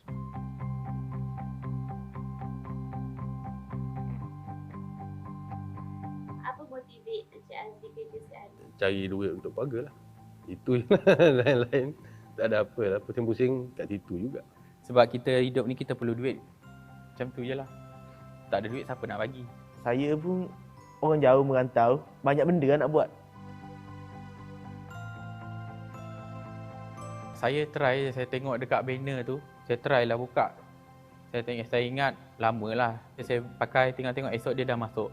Saya situasi time family. Sebab family saya kat kampung tak sihat. Ada emergency balik kampung, mak mertua sakit, ada pakcik meninggal, lepas tu ada anak saudara kahwin. Jadi kat situ tiap-tiap bulan semua nak kena gunakan duit. Macam dulu Encik Alif pinjam duit dari kawan ke saudara ke? Dari kawan. Jadi segan lah dengan kawan. Ya rasa malu lah muka. Tebal muka nak minta dengan kawan. Kalau dengan kawan ni susah sikit lah kan. Kadang dia pun bukannya ada duit juga. Ada app PayWatch ni senang. Ujung jari je. Apply malam, besok pagi dia bangun-bangun, ada dah. Kalau dengan PayWatch ni, kalau baki kita ada, kita tekan, dia masuklah dekat akaun kita. Memudahkan daripada segi pinjaman duit, memudahkan itu. Bil elektrik, bil air, banyak benda. PayWatch ni selalu memang pakai setiap bulan. Motor saya tak tu lagi saya ambil duit tu. Saya rasa betul-betul emergency. Saya tak tahu nak buat macam mana. PayWatch tu lah saya harapkan selalu. Ada juga dapat kurang beban saya. Dalam banyak-banyak tempat saya kerja, tak pernah pun ada macam ni. Itulah I love PayWatch. Bagi saya, dalam satu perkataan, orang cakap penyelamat lah. Orang cakap, masa saya tak ada duit tu, saya fikir juga mana saya nak ambil duit. Itu yang kita harapkan daripada gaji kita, dapat sikit lah daripada tunggu hujung bulan. Alright, let's give it up for Head of Sales and Partnerships, Asia PayWatch, Billy Lim, everybody. Thank you, Lydia. Hi, morning, everyone. First of all, I would like to thank PayNet for having us here. Morning, Farhan, Jun, Gary, and Azlina. Those are not scripted, okay? It's real interviews of our users. So they are the employees of Lotus Malaysia, ex-Tesco, right? Lotus Supermarket. They have 64 stores across Malaysia with more than 8,000 employees. So I'll share a little bit this morning of how PayWatch can add value to the employees of the small businesses. My name is Billy, by the way, and I'm from heading the sales and partnership for Asia, PayWatch. I have my team here today with me. In case any of you have any inquiries, sales, I'm keen to take on, okay? So about PayWatch, so we are actually an earned wage access provider in Asia, okay?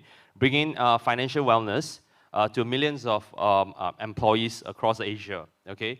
So I'll explain a little bit about earned wage access shortly. So we are the only earned wage access player in Malaysia that is partnering with top-tier bank. In this case, Hong Leong Bank, non-exclusive. If there's any banker here, we are always open to opportunities for partnerships, okay? So, and we are also Sharia compliant, okay? So our solutions, I'll explain a little bit more. There are no lending elements here, okay? We are endorsed by Mashraf Advisory. to offer inclusive financial opportunities to all the employees across Malaysia. Okay. So, all of us, we are aware that whether be it small businesses or mid-sized corp to large organizations, there's always issues that's surrounding the businesses, right? Cash flow to pay suppliers, vendors, payroll, and payroll management, salary advances, keeping talent, hiring new people, rehiring. So these are all the challenges that we face, as business owners, right? So let me explain a little bit how PayWatch, Earn Wage Access platform, is able to assist to manage these challenges in current days. So we are in a platform where as long as your employees comes to work and earn their wages, they are able to access their pay when they need it before payday. Okay? So I'll give you an illustration here. So let's take Mr. Chu for as an example. So Mr. Chu works 30 days a month, and Mr. Chu takes home a 3,000 ringgit basic salary. So essentially, it means that each day Mr. Chu comes to work, right, he makes himself 100 ringgit. But the company is not going to pay Mr. Chu every day 100, although HR wish to do so as part of the employee benefits, but they just do not have the bandwidth to do so, right? So let's say if Mr. Chu has worked for 5 days, essentially it means that he has earned himself 500 ringgit. But if let's say she suddenly needs money under emergencies or what, right? So where is he going to get money? Conventionally, you need to borrow from friends, or you need to borrow from HR, or you apply for salary advance, right? So with PayWatch, you can actually access the amount of earned wages up to 50% of your basic. So I'll give you an example. So let's say Mr. Chu have worked for 10 days. So he has earned himself 1,000 ringgit. So he can have access up to 500 ringgit.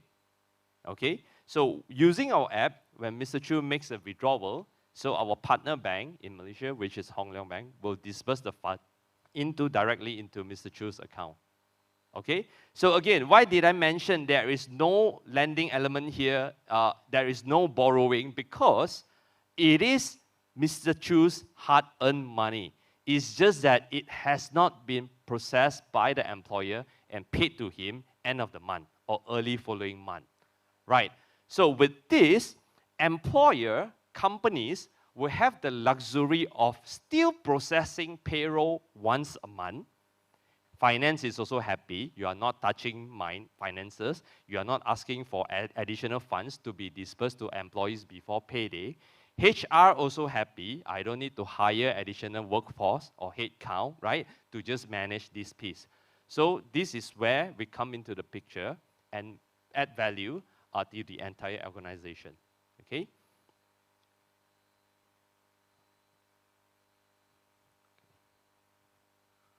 Okay. So it is very easy to use. So the model here is B2B2C. So we don't go directly to consumer. So we need to work with corporates and companies. Okay. So once we approach a client, small businesses, SMEs, or even large corp. So if you have agreed to sign on, so we will launch these solutions to your employees. Then we will do training, onboarding roadshows to guide your employees on how to use our apps. So once they have downloaded the apps, they will start work throughout from the beginning of the month, right? So each day when they come to work, they will start seeing wages accumulated in our PayWatch app. The more days you work, the more money you will see in your app. Okay, so if let's say you have worked for 3 days or 5 days or 10 days, you try to withdraw something, so you can withdraw maybe 500 if you have earned 500, right? So this 500 ringgit will eventually be deducted by the month end. So essentially, it means, let's say Mr. Chu withdrawn 500 on the 8th of the month. So on payday itself, Mr. Chu will get 800 ringgit lesser lah in the payroll. Okay? So, of course, there will be questions like, does company have to pay anything, or the employees need to pay anything? So the answer is yes. So in Malaysia, users or employees of the corporates that have signed up with PayWatch, they pay a nominal fee, transaction fee of 1 ringgit. We are one of the cheapest in the market, okay? Are there any charges to the company? Yes, we do charge a nominal fee as well for a 2-year service contract, okay? So we are currently in 2 countries, South Korea and Malaysia, and we will be expanding into Indonesia and Philippines by end of this year. So before Christmas, hopefully we will be at 4 countries, okay? So in Malaysia, we have a total user of about 70,000, okay? We have been operating for the last 13 months. So some of the brands, some of the companies that we have onboarded, we have various industries. So F&B, with high turnover, like Kenny Hill Bakers. So they have rolled it out to all 400 plus of their employees across 8 outlets, as well as their central kitchen. So Lotus's, like I mentioned earlier, 8,000 employees, 64 stores across nationwide, okay? Their employees are using us. So we have, we serve from company as low as 50 employees all the way up to companies like QSR Brands that runs Pizza Hut and KFC in Malaysia. They have more than 30,000 employees, okay? So that is one of our main anchor client as well. So besides having this earn wages early, employees can have access. So what is it in for the company, right? So as a boss, as a HR head, as a CHRO, as a CFO, as a business owner, right? What is it in for me, right? So it has proven for Malaysian data that we have that some of the companies, after using PayWash, they have managed to increase the retention by up to 78%, okay? And with some of these companies, when you're able to keep these employees, indirectly, it means that you do not need to waste money or spend more money in terms of rehiring, okay? So when you do not spend more money on rehiring, it actually helps you to save costs. So I'll give you an example. One of our clients saved up to $2 million ringgit in a year just by rehiring. And we are not talking into productive loss here, okay? So besides that, we have also done survey on our user. So the amount of PayWatch users that felt less financial stress is 66%. So maybe all of us here may not have a need on this, but if you are working or employed or you run businesses, I'm sure there are colleagues or you have employees that falls into the low income bracket, right? They basically live paycheck to paycheck, hand to mouth. We are not trying to create a market here. The market has been here for the last 50, 60 years. We are here to provide the solutions, okay? Everyone here in the room, maybe we can manage our financial better than people out there, but all these low-income earners, really it is challenge to them for actually live day to day. First week after salary, yes, still comfortable. Second week onwards, they start to ikat perut, tired. Then after that, it's all through borrowing monies, okay? So with PayWatch, we are able to actually add value to take off the financial stress for your employees so that they do not need to worry every morning when they wake up and ride their motorbike to work for you, okay? And trust me, we have like I mentioned earlier, we have done surveys on the user, right? You will be surprised the kind of financial stress that they have is not like they are, they are worrying about buying a Mercedes or buying an MS bag. No, those small common things that always bother them can be things as small as, I haven't paid my electricity bill. I go and work today, what happened if by end of the day when I reach back home, my house electricity got cut, okay? Or my motorbike is spoiled, or I have a tire puncture. It will only take me 80 bucks or 80 ringgits to solve this, but they just do not have it. To open mouth, to borrow, to, it's never easy, right? So to this group of lower income people, the B40 or the lower rung of M40s, right? So they have these needs, okay? So with PayWatch, we are here to assist and provide a platform to these employees. When they use PayWatch to do any withdrawal, they do it with dignity. They are not borrowing from the company. They are only taking a portion of wages that they have earned honestly by coming to work day to day, okay? So I'll keep the, it's speed pitches, right? I'll keep it short. I can open up for questions if any of you have. I have my team here today with me. I have Faris, Jingyi, Alina, and Jovin. We welcome any sales inquiries. Any questions? All right, we have one question. Thank you, thank you. You need to take photograph? Or? Oh, yeah, come. Hello. Hi. Good afternoon. It's a great pitching. I really like your idea. But I do have a question. You mentioned that the employees can withdraw depending on the number of days they've been working. My question is, how many times can they withdraw per month? If there is a limit, do you set the limit, or you will work closely with the organization to set a limit how many times the employees can withdraw the fund? Thank you, thank you. So yeah, you actually have the answer. So it all depends. It's fully customizable. It's no limit. I mean, of course, if you, as an organization, as a HR, you decide that, you know, I want to cap it at 5 times or 3 times or 2 times a month for my employees, we can do so. Or you can also set a hard cap in terms of value of money. So for example, let's say if PayNet were to launch this, the HR can say that, you know, I want to cap this at 500 ringgit for each employees, for everyone throughout the month. Then we can do the capping.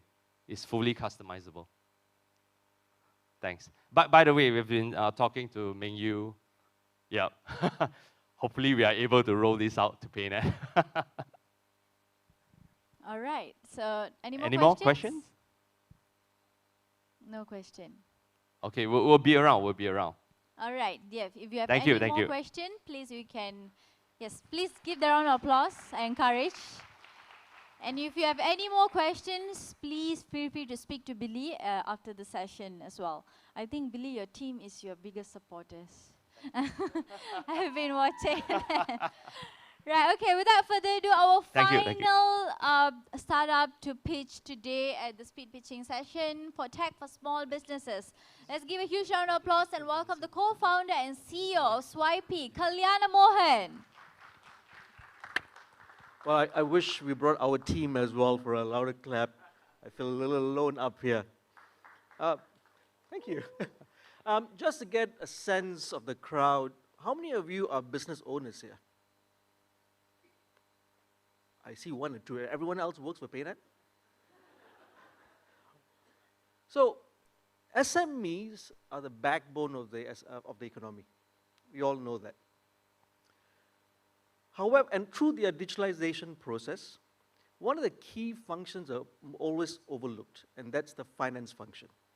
So there's no wonder that when SAP conducted the study, 20-odd billion is lost due to a simple process called claims management. Huge number lost. So while we are trying to digitalize SMEs, we're not enabling them in the right method.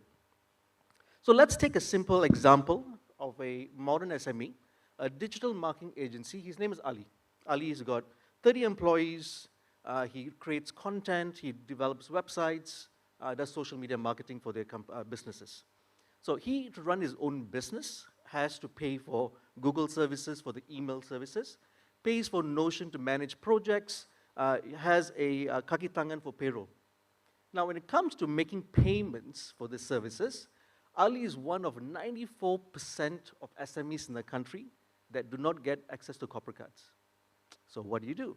You end up resorting to using your personal credit card, paying for business expense. Now, the challenge with that is segregation of personal and business expense.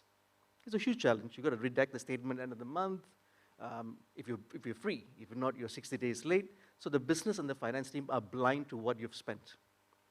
Worse, which is my pet peeve, getting OTP requests, and you're in a meeting, like I might be here, my phone might be going off for OTP, and the business has stopped. So sharing OTP being a real challenge, right? Now, along with security, imagine a single credit card being in multiple platforms that you use.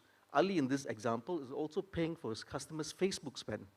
So multiple accounts, his cards are sitting, one fraud transaction, the card gets blocked, he has to then go and change all of his cards across the platform. It's a disruption to the business. Now this is access to corporate card. Then you think about, okay, he's got to pay salary, his vendors are sending him invoices. The current method is capturing those invoices in a mailbox, forward it to your finance person, and you then pray that the finance person has caught it, puts it in an Excel tracker. Finance person sends it at the end of the month and says, hey, we're going to pay ABC bills. They highlight it, gets approved. Then the finance person goes on the banking platform, loads this manually. If they pay for the services from the bank, you can do bulk upload. Now, just listening to this is making me sweat. Amount of fraud that can happen through here. Changing of bank accounts by intention or accident, missed invoices, or overpayment. And during our discussion talking to multiple SMEs, many have overpaid their vendors. Happens. You've got duplicate invoice coming in, you don't realize they've paid one versus another. And this is the list of things that so when we talk about finance digitalization, we're not talking about bookkeeping. It's not accounting. It's the first 30 days that leads up to bookkeeping. And I'm saying Farhan because I think Farhan has experience in this space. It's what we call financial operation. It's an operation of a finance team that is usually lacking, resulting in pain. A lot of the business owners run back to the finance team at the month end to help close the books. Big challenge. So Swipey is a finance operating platform for modern businesses across Southeast Asia. Our operating platform, our first product, enhances by providing corporate card solution to SMEs. First in the market to do so, but we don't talk about any corporate card, not a single card here you share across the multiple platforms. We issue both virtual and physical cards, unlimited. So you could have a card for your LinkedIn spend, you can have a card for your marketing spend, you can have a card for your pantry. Why is that important? Not only do you reduce risk and not sharing OTP because cards are assigned to individual, you also get to assign budgets. So you can say my marketing spend for the month is 500 ringgit, and there's no chance of overspend like a credit card where there's a limit and there's a merchant tries to charge you extra. Our bill by payment module is built on our proprietary technology that auto captures invoices that lands in your mailbox. It reads it, structures the data, and presents to you in a nice, what I call a Kanban view or a Trello view of all invoices that you need to pay. You drag and drop which one you want to pay, and unlike the traditional old school, you only pay on the 15th of the month or the 30th of the month because payment cycles are hard, you schedule your invoices. So you pay just in time, not too late, not too early, preserving your cash, and payments go out from the system by itself. But we don't stop there. What I've described to you is the payments experience. Being a financial operating system covers both incoming as well. So we will also cover e-invoicing, helping you reconcile all the invoices you've sent out. As we receive the money, we can reconcile for you. So the financial operating system here now is also going to be built with, hey, with a lot of data. How do I help businesses make better decisions? Because that's the true value of to be unlocked for the business and the finance team. Now, what I mean by that is, not only are we building fraud detection module in the system, things like, hey, the invoice says bank account number ABCD, but what you're actually paying out is something different. The recipient is not the same person, and we're hoping to tap into PayNet's technology with that account inquiry. But what we also do is we're now prototyping our AI technology in this, where you ask questions like, hey, what was my spend over the last 6 months on digital? What is my spend on this particular individual? And we're going further by saying, if I have to hire a person for 5,000 ringgit, can I afford it? Our customers, while we say are SMEs, they come in a very unique way.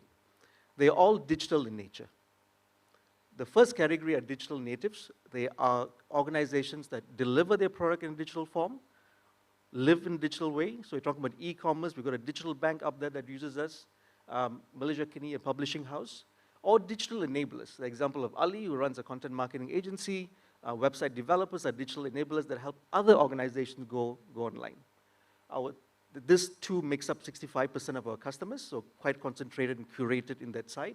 We also then help digitally enhance, so organizations are now in the digitalization trend. to help them also with the process and professional services. And this is interesting. If you ever visited a lawyer's office, the huge library of books that you see is their pride and joy. It now sits in a little software called LexisNexis. So even the traditional businesses are becoming digital in nature, and they require services like us to manage it. An edge case, which you don't see here, we recently worked with MDV, where they are funding their investing companies through our platform. That's because our platform goes beyond just providing cards. We're also able to build controls around it. Now, I'm going to skip a few pages. Well, maybe this is worth noting. While I am there to say we don't have the best product out there, we're still new, we're still young, we still get a very high rating. As a founder, I'm always not happy with the product, so I'm going to say that, right? But the problem is real. It's so real that even if we solve the smallest one, people are really happy. So we've grown over very curated SMEs that we've got. We are currently today standing at 500 businesses that use us, mostly organic growth. We do have a way we make money, both SaaS, we're a SaaS business as well as a fintech in nature. I'm just going to go through one of the slides on how we go to market with this. So we got both our partners that help us go to market with the corporations. We work with the likes of Maxis, Times.com, where they bundle a product to the SME segment. We also work with ecosystem players like, you talk about Boss Boleh and Mishu, who are digital co-secs. As a company gets registered, they get a Swipey platform immediately. The whole sign-up process, even today, if you go on our website at swipey.co, the whole process is 7 minutes. Our fastest customer is onboarded and transacted in 2 hours. So you can also do the same thing. So I'm trying to acquire customers, Ruben. So from a product point of view, I just want to quickly get there. Again, the screen is big enough to show. What you see on the far side is our corporate card solution. So you can see the employee list, as many cards as you want. There's no limit, depending on the plan you're on. Virtual and physical cards. All transactions are real time. So if your employee spends at a shop or spends for Microsoft, you get to see it immediately. This real-time visibility of a dashboard is critical for closing your books fast. All receipts and invoices are also auto-captured if you're using online subscription. But if you're traveling and if you're paying for Starbucks, use your corporate card, take a picture, finance team gets it. They can reject it if they want, but generally it's all there for them to close the books fast. For me, that's super critical, as now the finance team is now helping you understand where you're spending versus being it's like sometimes I see businesses, they are like Lord of the Rings. You're fighting, finance team is fighting with the project management team, and they're fighting with the management. It's just not how a business should be run. We try to unify the experience. You also see the card setting. This is where you have a lot of employees, but you want to control where the card's being used. So you can say this particular card cannot be spent where they serve alcohol. This card cannot be spent in a clothing store. So you can define that at a very granular level so that you don't have a risk of money being spent incorrectly. But with the real-time visibility, if they are, you also catch them very quickly as well. Our bill payment module, like I said, my thesis when we started this business was nobody starts a startup or a business to say, I'm going to have the best finance team. Yet, today when you go to any financial product, you have this debits and credits that, I'm a finance graduate, I still don't understand what debits and credits are when I look at the bank statement. I don't know whether there's money coming in or going out. The thing is, it is not designed for people who run businesses. So we made Swipey consumable but non-finance folks. So the Kanban view is a view where you get all the invoices in one column that shows you what is received, what have you reviewed, what is scheduled to pay out, and what's been paid out. And all this done through an OCR, so you can read the data and analyze as well if you want to do that. I see a lot of nods, a lot of smiles. I hope I touched somebody in there. They're going like, yes, somebody just send me an OTP request. Anyway, my name is Mohan. I'm the co-founder and CEO of Swipey. Happy to take any questions. All right, thank you so much. Any questions? Okay. All right, if no question, please have a chat with Mohan. I think he'll be available after the session as well. So let's give a huge round of applause, and let's take a photo.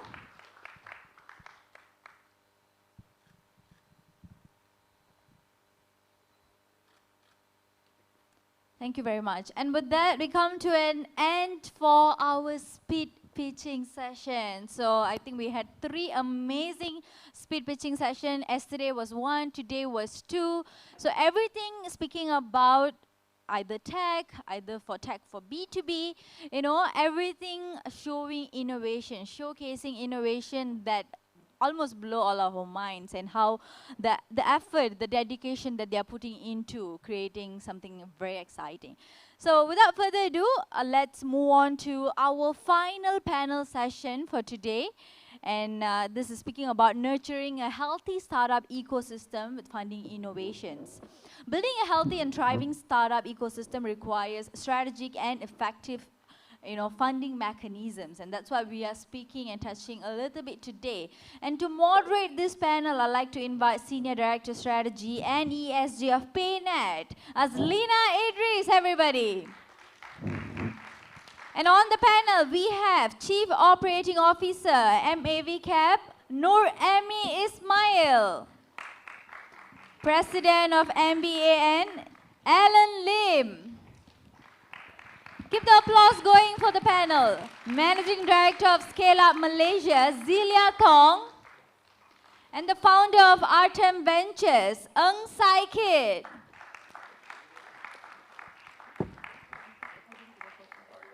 All right, they want to sit according to their photos so that it's clearer for all of you. So sorry. OCD. Yeah, We're highly no compliant. All right, So Azlina, there you go. please, over to you. Yeah, thank you very much. It's me again. And I know it's the end of the day. We are sitting between you and lunch, and I think let's just jump right through it. Imbaraj, if you can just put up the slide. And we want to start with setting the context on the funding scene in Malaysia. And who better than to carry it through with Amy to open this particular session. Over to you, Amy. Hi, Assalamualaikum, and a very good afternoon. So this is, I know we're going to have like limited time, so I'm going to take you through, I'm sure you guys are startups, SMEs. This is actually for us a very important slide for us to do audit, check and balance. Where are you exactly at this journey, and why they keep on saying Series A, Series B, or Series C. So we have actually summarized it for you to make sure which journey you are, not only on the funding and type valuation, you have the sources and the team size roughly, how do you define all this category, and of course the brand recognition and recruiting style. Feel free to snap a photo.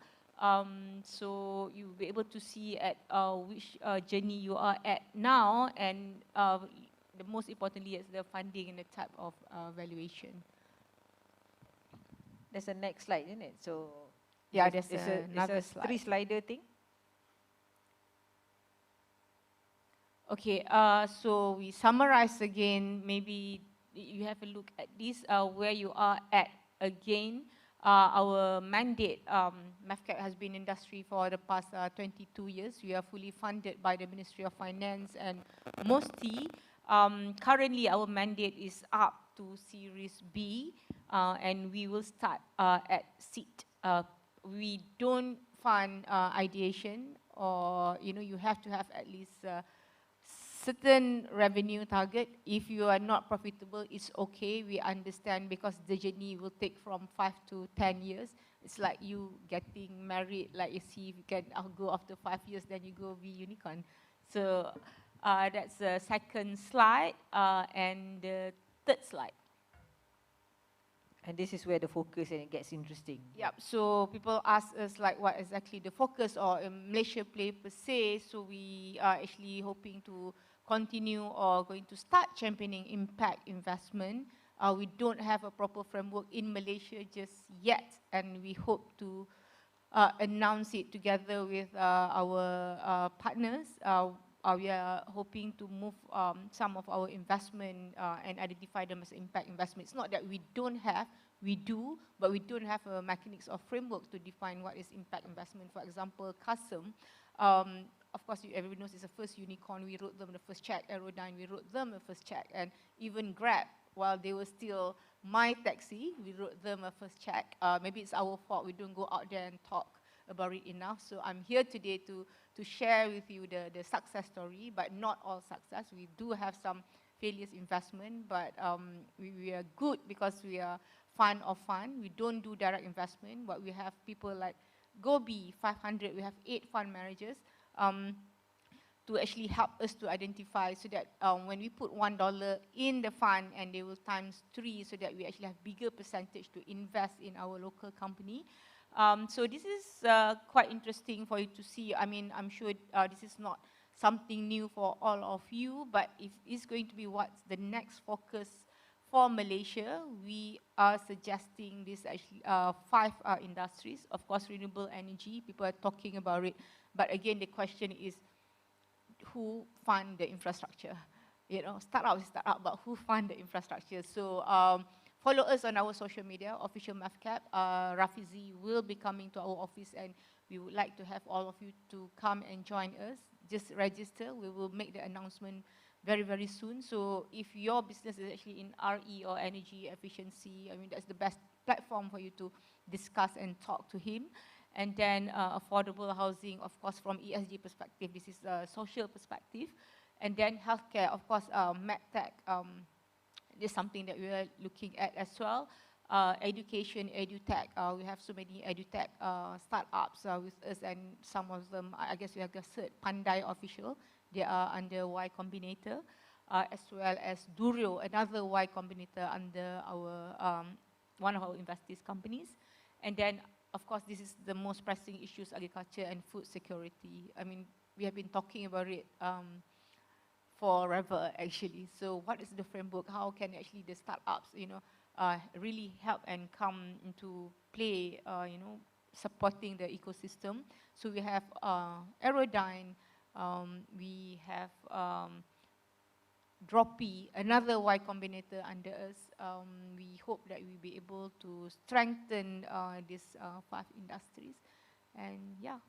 Thank you very much. Now we go back to this, this particular slide. I think we've just lost it. The second one on you know, the seeding stage, right? Yeah. So that we can actually you know, go a bit deeper on where is Malaysian Business Angel Network in the cycle. And with that, we just need to also to enlighten us on how are business angels different. Thank you. I think you have read my mind. I wanted these slides to be up here. So yeah, if you were to look at this particular slide, by the way, my name is Alan Lim. I'm the president of the Malaysia Business Angel Network, or in short, MBank. MBank is the association. We represent all the angel investors in Malaysia. Our main work is basically to develop these angel investors in the Malaysian market. So yeah, I'm here to talk about angel investors play a role in the very early stage. So I'm here to talk about the early stage investment. Yeah. So if you were to look at these particular slides, if you were to look at the center line, this from the start, you will see that this is where you start with the idea, or we call it the ideation stage. Once we are done with that, normally as a startup, you will move into the MVP, minimum viable product, and you move on. Once you are tested, as far as the MVP is concerned, you move into the product market fit. Yeah. So by then you will probably have some paying customers. Your revenue tractions have taken place and all that. And upon that, next you will probably move into the validation stage. So other than you can validate your target market, your customers, since you have already got some revenue. You also validate the revenue models that you have. You validate your technology. You validate, you know, many other aspects of the business. But the point here is this. At the center line, you see there's a curve that goes across. The curve that goes to the bottom of the center line means this particular company, this particular startups is still in the cash burning stage. Yeah, it means they are running at a loss. And any investment, any funding that is required is basically to fund the negative cash flow here, okay? So, yes, as an angel investors, this is a space that we come in, and we are there to fund in a very, very early stage, be it the ideation, the MVP, or during the product market fit stage. And here we call it the early stage investment. The other point is that it's on the negative cash flow, right? You run on the negative cash flow. So the funding is for that particular purpose. Now, so right at the bottom, you can see that this is what you call it, the pre-seed or the seed stage. So that is where the angel investors normally comes in. What it also meant, this is the highest risk stage. I'm sure you have read some news or heard from friends and all that. 9 out of 10 company dies, they die during this particular stage. That's the truth. Yeah. So yeah, so that's a stage that we're in. As an angel investors, now, if you don't mind, if I can just describe the angel investors. So who is the angel investors that normally comes in this particular stage? They are, angel investors are normally, I normally, you know, in a club like this, I normally say I'm the perfect example of a early stage investors. I exited my own company through an IPO when I was 50 years old, and that was 9 years ago. So I've been doing angel investing for the last 9 years. I brought my entrepreneurship experience in the past into this particular space because I've been an entrepreneur, so I'm able to understand entrepreneurship. I want to be part and parcel of the entrepreneurs committee so that I can continue to, you know, interact and be part and parcel of the whole entrepreneurship community. So and other than that, I'm able to mentors as well as invest, if that's the case. So that is quite a normal, what you call it, who the angel investors is as a person. So yeah, our investment normally carries up to the A stage. I wouldn't say angel investors go to A, maybe up to pre-A level for the angel investors. Yeah. Right, so it's A to pre-A. It's pre-seed up to pre-A. Pre-A, okay, there you go. So let's you know, then pivot to accelerators, right? I think Scale Up was founded in 2019. Correct. You found a gap, and tell us more about what Scale Up does. Yeah, so I think the topic for our forum is actually on funding innovation, right? I believe I also checked Azlina before we came on the panel today. I think quite a number of you guys are bankers. You guys used to be the one that fund a lot of businesses in a market. We are your competitor in a way, but we can also be your partners.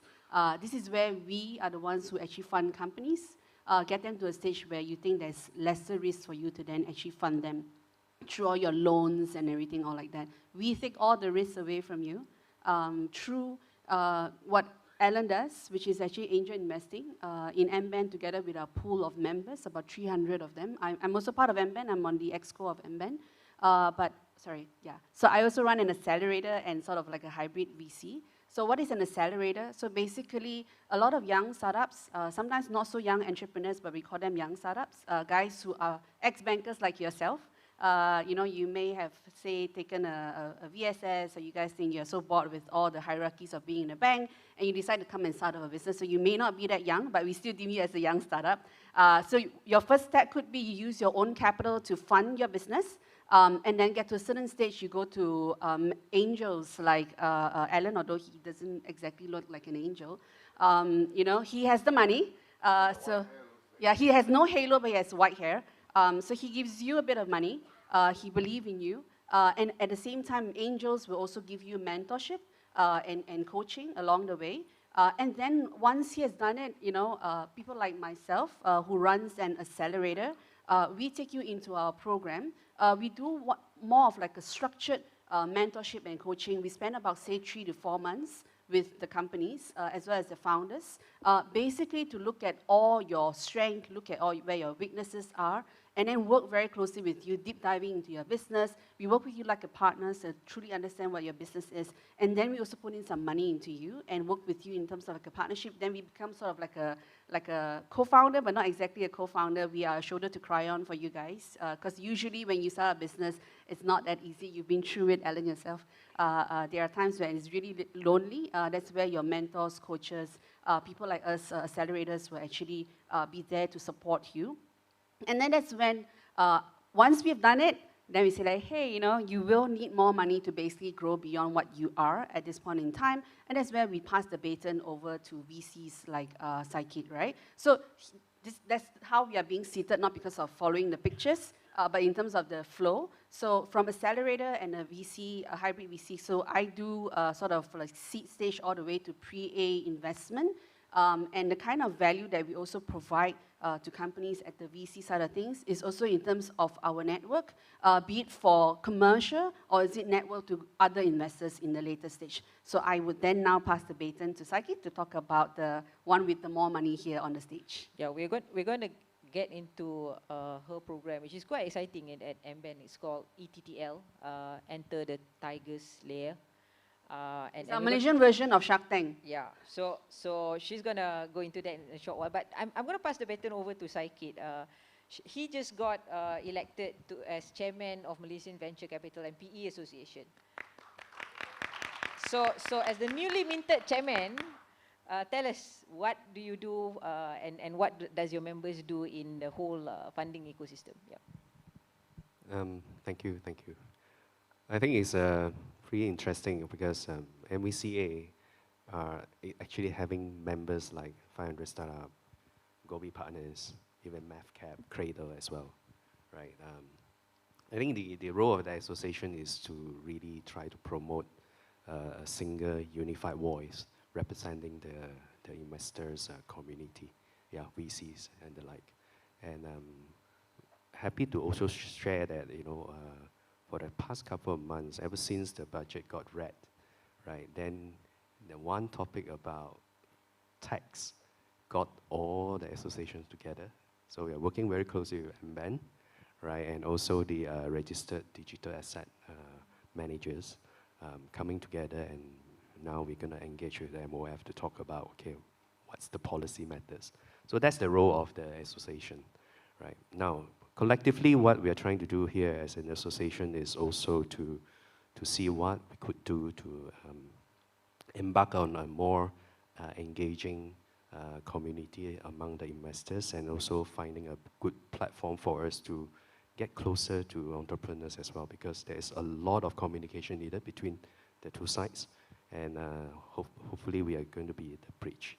Yeah, so my role for the next term is to basically look at how we can expand our reach to the members, including more VCs who are already a member or considering, right? And at the same time, I'm embark on a mission to build a bit more capacity to work closely with some authorities or the regulatory bodies, right, including the capacity management or capacity building kind of agencies, to see how we could collaborate among the investors and these bodies to create a program where we could train new workforce, new analysts to come on board, because it's a very different kind of skill sets. Yeah? So it takes quite a bit of perspective, because it's really, I have been telling my analysts, doing one deal is almost like an instant MBA course, you know, because you have to look at the business model, legal, all the way until the end. Yeah, that's pretty exciting career path. Right. Okay. The next question that I'm going to ask, because they're going to get we are going to get different answers from each one of them, but it's the same question. Because I don't know whether you're aware, I think collectively they may have controlled the GDP of a small country. That's the equivalent of it, right? So starting with Amy, if someone were to come to MEFCAP and say, I need funding, what would your advice be? And this applies to, you know, business angels, accelerators, as well as VCs. Same question. I mean, we meet like startups almost on daily basis, 2 or 3 or 4 startups. I mean, there's a good one. There's also, you know, some, maybe my issue is when they come, they really have to understand the mandate of MAFCAP and also what VC is all about. I mean, we receive so many complaints like, oh, we don't fund them and stuff like that. I mean, again, like what he said, 90% of startups will fail. And that is not our money, that is your money, the government's money. So we are very careful and very, very selective.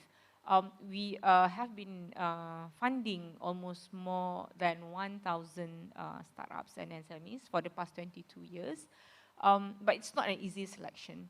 It's not easy because, again, it's a long-term journey. It's like 5 to 10 years journey, right? So first, when you come, you really have to make sure that are you VC ready? I mean, for us, again, you know, we have pre-seed here, we have growth to pre-growth stage, but we usually take from late, early stage to Series B, and we do have 1 or 2 funds under Series C. So that's where we play. So we have him, we have her, and then MAFCAP and Atom will come into play when you are looking at late stage to, from late stage to late seed. So that's where MAFCAP play. And then, yes, we do have, but you have to remember, the cost of fund for VC is higher than bank, but we are not like, you know, you guys bankers, because we have been approached by so many banks asking to work together. I mean, but what is your model? You cannot have a normal model to actually help the SMEs. There's so many banks that been approaching us, but I put a stop because that's just unfair. Because I also have my own business, so we went through a traditional way.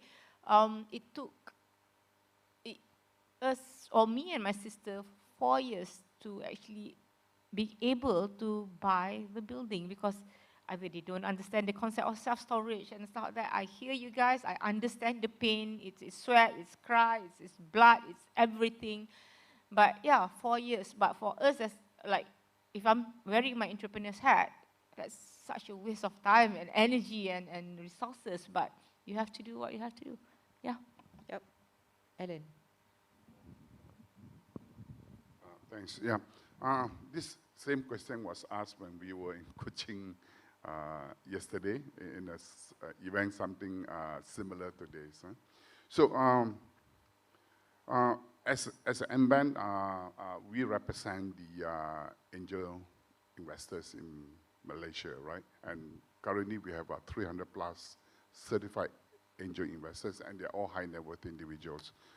But the point towards Aslina's question is that how do we go about, you know, working with a startup and investing in them? I think if I could take it from a different perspective. So at MBank we have 300 over members, but most angels do not work as a lone wolf, if you can put it in a negative tone in that way. Normally we work as a pack. And most of the times, we do invest together. Because as angels, our pocket is not as deep because personal money. That's number one. Number two, we normally prefer to work together with a few other angels so that we can help to groom the startup together, like mentoring work and all that, right? And of course, the third is based on the amount that's requested, we could actually pool our money together to invest into it. So a very good example of that is the angel group that I represent, or I belongs to, is called Nexia Angels. So at Nexia Angels, we have about 40 plus angels investors. 20 plus, about half of them are owner of listed company. The other half are ex-entrepreneurs that have exited their business and they have time and money, right, to either mentor the startup and to invest in the startup. So how the 40 of us work is something like this, where at next year, we normally got a lot of deal flows where the startup approaches. In the case of Malaysia, we probably have 1,000 to 2,000 new startups every year that started off, yeah? And probably about 1,000 or so came to us, and that is where our deal flow is. So, you know, if you can look at sales funneling, right? So we funnel down from the, let's say 1,000 or so.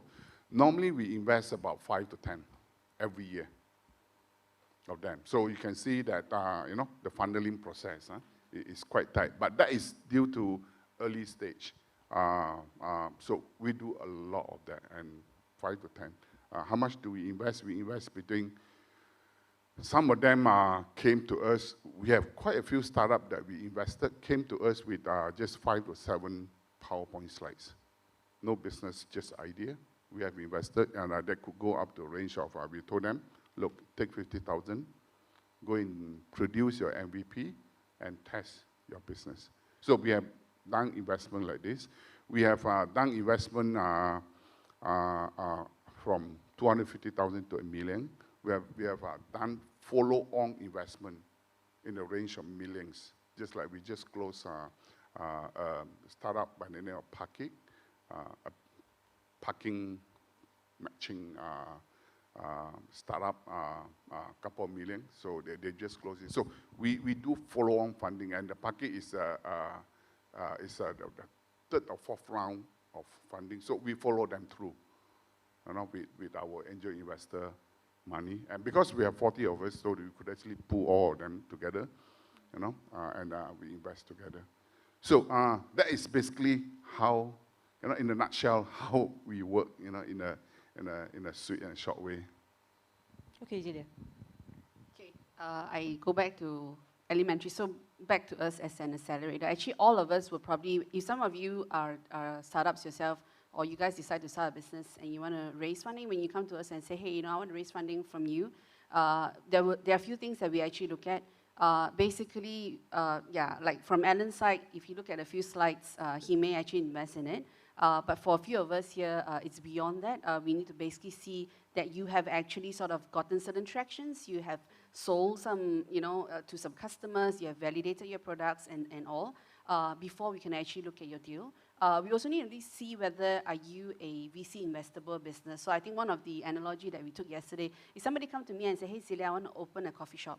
Although we see a lot of all these Oriental, Nanyang, Hainanese coffee shop popping all over the place, right? If somebody come to me and say that, hey, I just want to open a coffee shop because I just like dealing with people and food and stuff like that, those are not companies that we want to invest, and unfortunately, we will have to turn them away. But if you tell me that, hey, you know what, I want to open a chain, not just here, if you guys look at like Inside Scoop, how they were actually then now being sold for billions of dollars, right? So things like this, we need to look at basically business that are scalable and that's growth, because like what a few of the panelists here has mentioned, it's not our money. We are taking money from other people who actually put money in us so that we can source out for the right deals for them, and then give them the kind of exponential returns that they actually expect. So the other thing that we also look at, which is something a little bit difficult, it's an art kind of a thing. It is really sussing out whether are you an investable founder. And that is not an easy task to do. It takes years of experience, years of actually dealing with people, working with all different sorts of founders, and that actually hone our skills in terms of sussing out whether are you sort of a person that we can work together in a partnership, right? So that piece of experience, it doesn't come very easy, and we spend a lot of time just like, if you want to go out with a guy, if you want to marry the guy, you probably don't just go on the first day and next day he proposes to you and say, hey, yeah, I'm going to marry you just because you're Lang Chai, right? So it takes a while. You got to do reference check. Guys in the room who are bankers, you do KYC. We do KYC as well. We KYC with people in the ecosystem. I'll check with Alan, because if it's Alan's deal in pocket, like, hey, you know, Kian is raising, you have actually worked with him for the last 4 rounds, right? What do you think about him? He came to us and stuff like that. So we do reference check ourselves as well. So in a way, our ecosystem is not that big, it's not too small. On the investor side, we are also as close-knitted as the entrepreneur side. So if you screw one investor up, then probably the next investors won't touch you.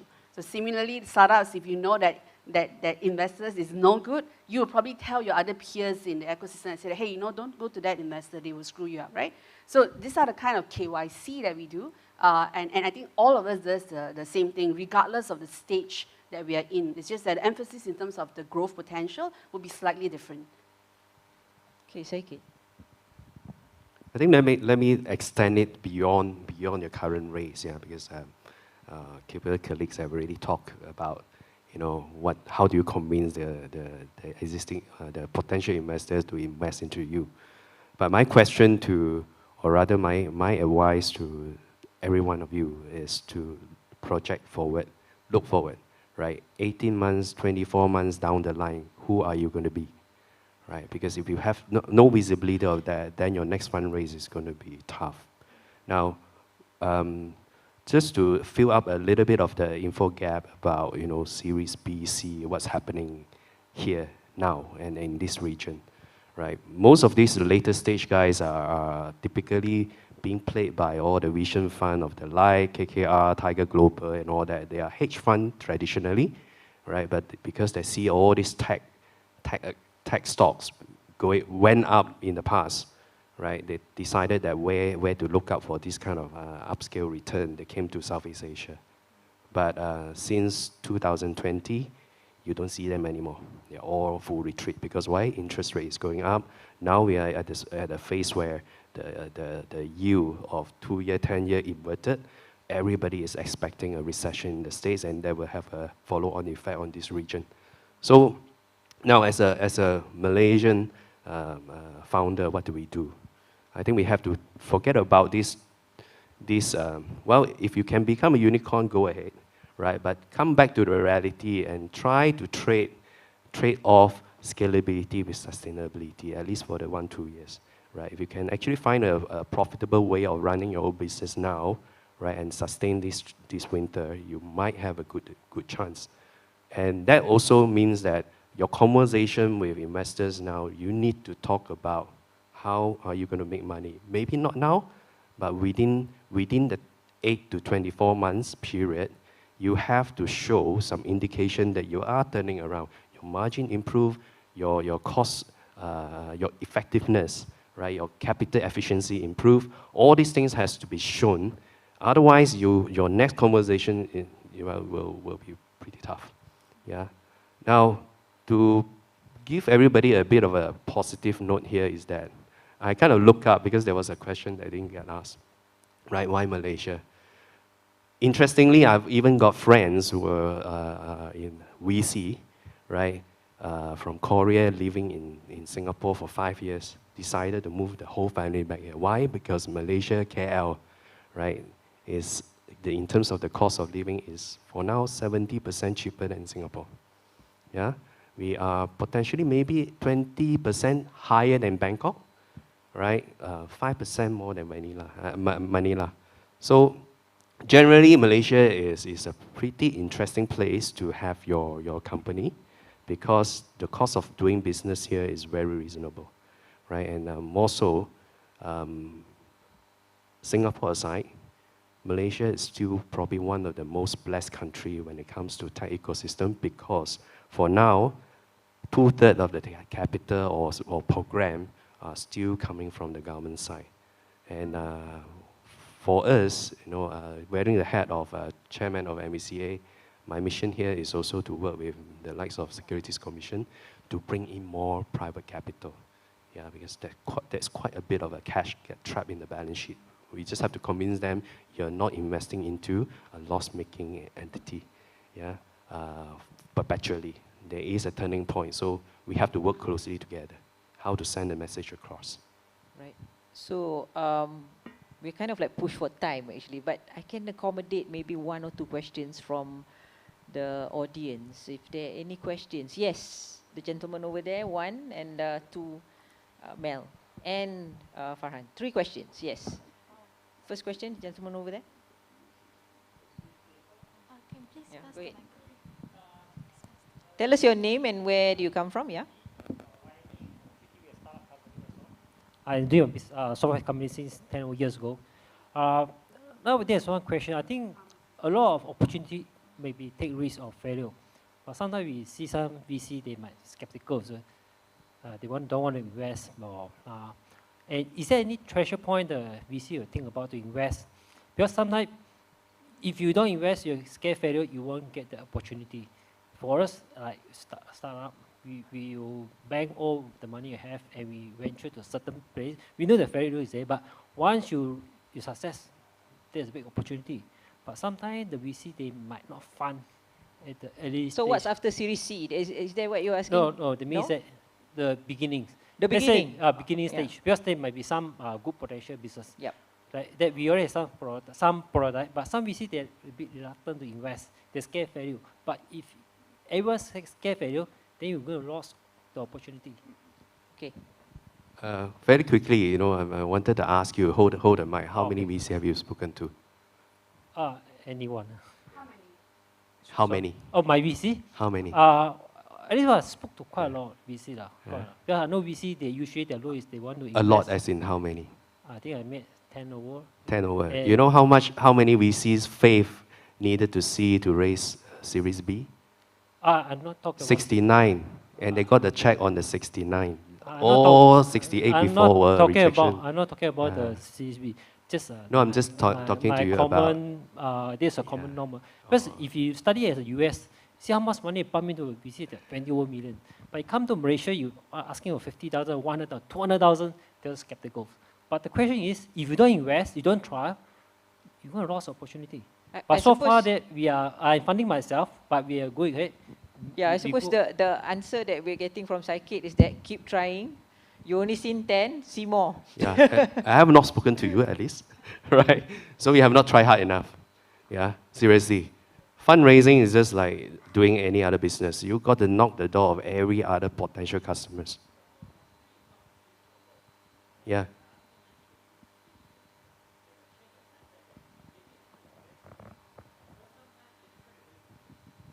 Oh.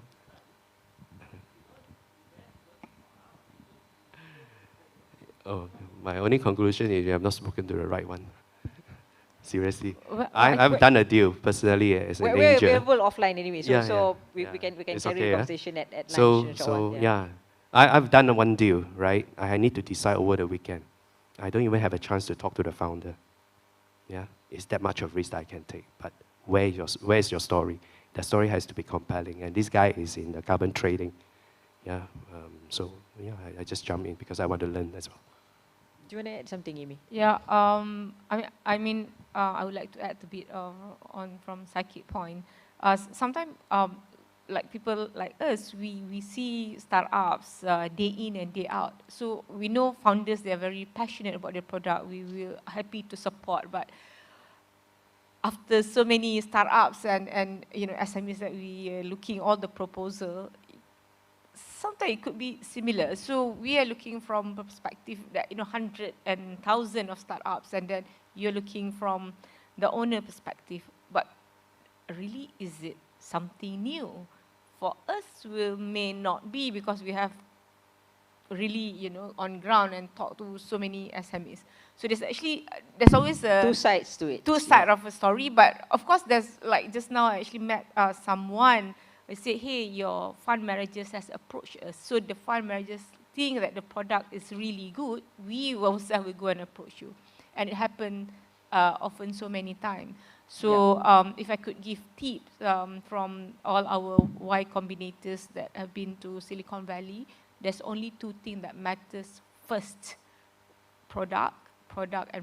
Second is your target market. You perfect that, and I'm sure, you know, you'll be able to raise more funds. And then please don't be disheartened, like Sakit said, 69 times. And we actually have one investors company that came here for 70, 75 times, begging, knocking, you know, I guess that's the entrepreneur spirit. Yeah. I feel So you guys. so maybe about 30 seconds from you, because the thing is we have 2 more questions and we need to have a hard stop. Yeah. Ellen. Yeah, I was just going to say I support what Saikid has prescribed for you. I'm an early stage investor, right? So all my startup need to get into a VC stage soon enough. I tell all my startup, if you are approached less than 100 VC, you're not doing your job. 100. No. There you go. I mean, Very good advice. So, Mel.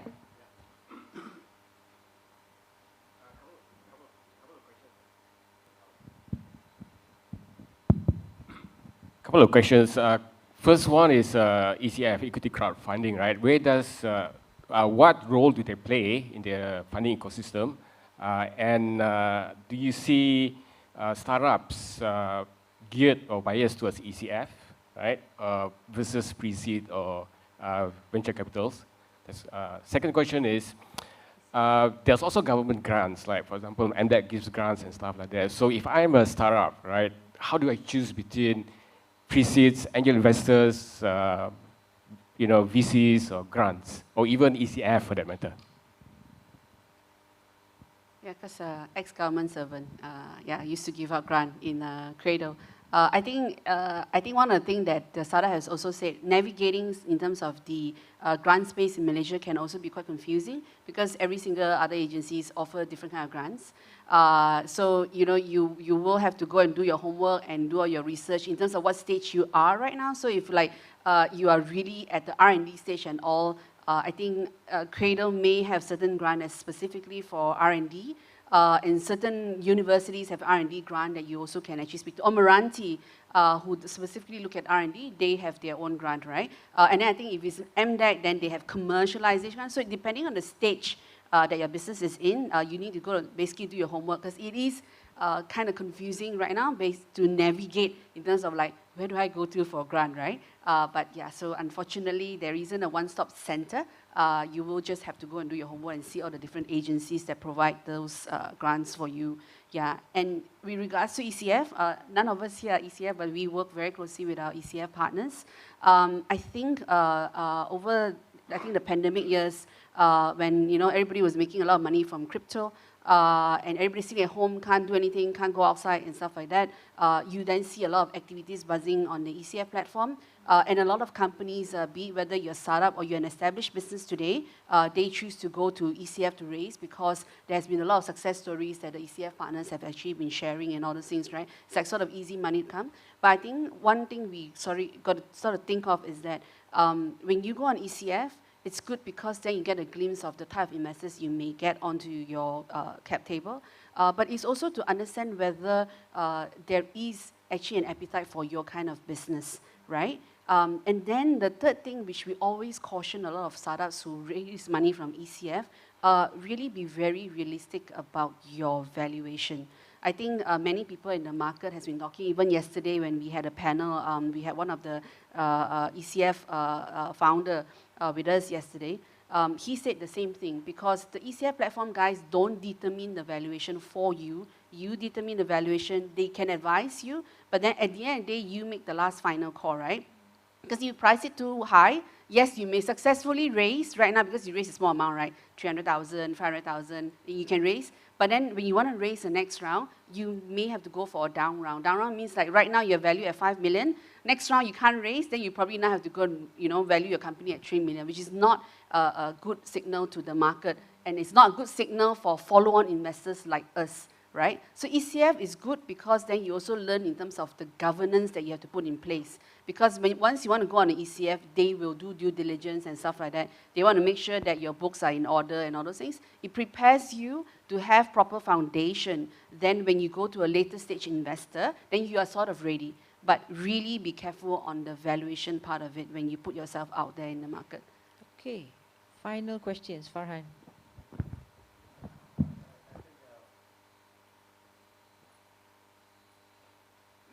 We can hear you.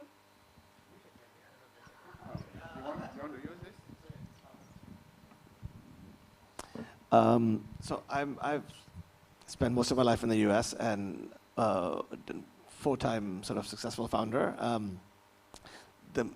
the part of the question maybe addresses his, right, which is that I think in the US, you have to shoot for big, right? Anything that's less than 10 billion possible outcome is not considered by most VCs. Most good VCs will not touch it unless they can at least believe the theoretical wave there. And I always believe if you're going to try to build a skyscraper, you have to take a deep foundation. And if you take a shallow foundation, you'll build a one-story house, right? And when I came to Malaysia, I was like, well, I'm an investor also in a few different funds in US and Europe. And so I wanted to come here and I wanted to invest. And I said, hey, listen, what are the big funds and why aren't they investing in Malaysia? They're in Singapore, not coming in Malaysia. And they said, well, Malaysia is a value market. Low valuation, low outcome, predictable return, and no risk. It's a very risk-averse market. And then I saw, yeah, there is actually no plus after B is kind of dies down. Then you either move to Singapore or you are dead. Nothing happens, right? So I think it's not good for the market because I see a lot of talent. We just saw some companies, these guys were there, the guys, phenomenal companies. Each of them I can say could be $1 billion business, right? In my view, right? Do they have the support here? Can they raise, is there a risk appetite in Malaysia? And how do we build something? I mean, the minimum amount I've raised in any of my startups has been about 25, 30 million USD. But the outputs have been 2 billion and as well. So I think you get the value in return, but you had to dig a deep enough trench to even have the chance of achieving the high enough return, right? So the question really is, I'm not seeing it personally, but you guys are the experts here. What is that market outlook for Malaysia? Can we be in that stage where we are actually hitting on some of these unicorns? We have soft space.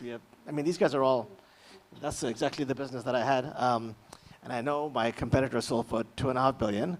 Right, just recently. The market is there, right? How do we do that in Malaysia?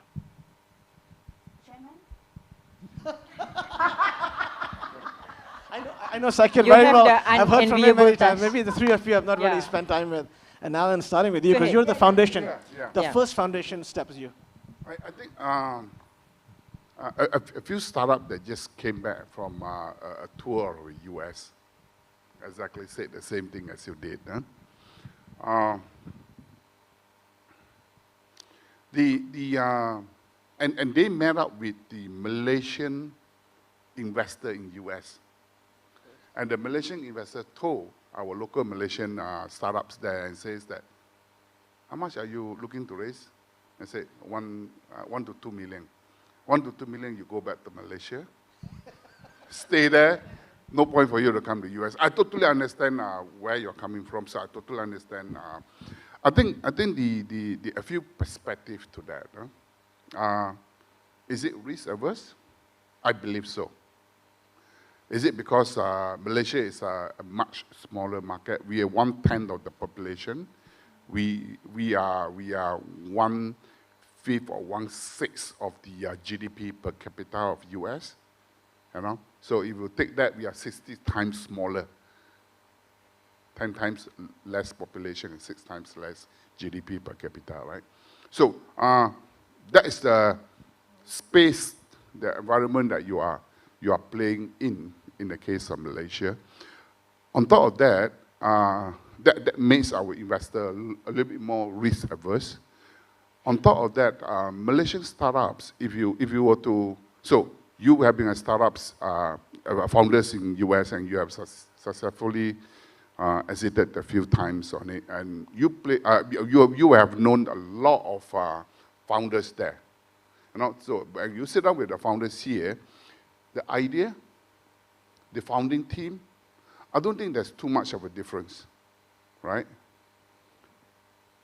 But in terms of matureness of our founders here and how they knows how to scale out, they are going for that, let's call it, they go for that unicorn kind of things. It's not quite there here. In fact, Indonesia does better than Malaysia, right?